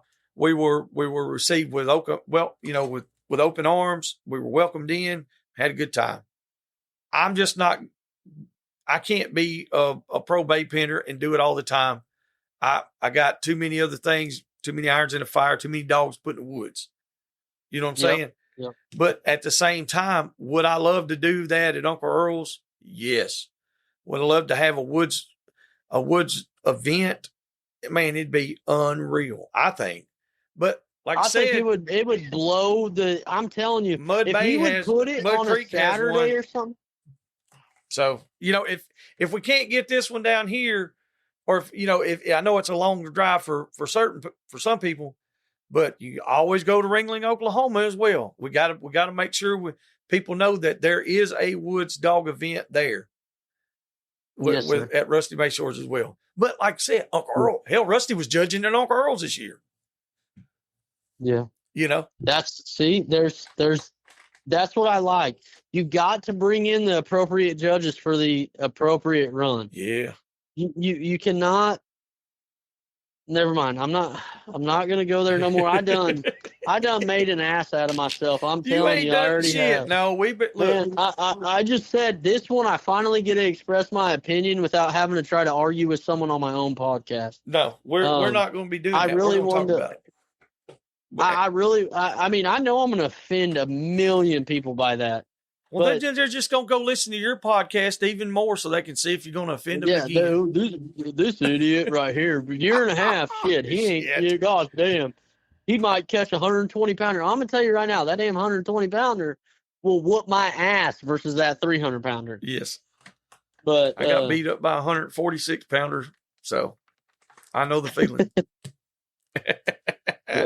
Yes, man, hell, it's been good. It's been fun, Alan. I mean, like, we have talked about everything under the sun, and honestly, I can tell how much you've grown in this from the first time that we talked with you. Like, it's just like day and night. This interview was great, and we can't wait to hop on yours and talk some shit with y'all, and we're going to support it, brother. I mean, I'm all about it. And I hope, I'm not going to hope, I'm going to say all our listeners are going to be about it as well. So we're going to see them analytics go up. So I'm telling everybody that's listening to Dixie Doggers, y'all go do your thing, get over there. Let's see them thousands and thousands get on there and see what's happening with the Tusk and Tales. Yes, sir. I appreciate it. I really do. I couldn't thank y'all enough, man. Y'all have given me enough advice.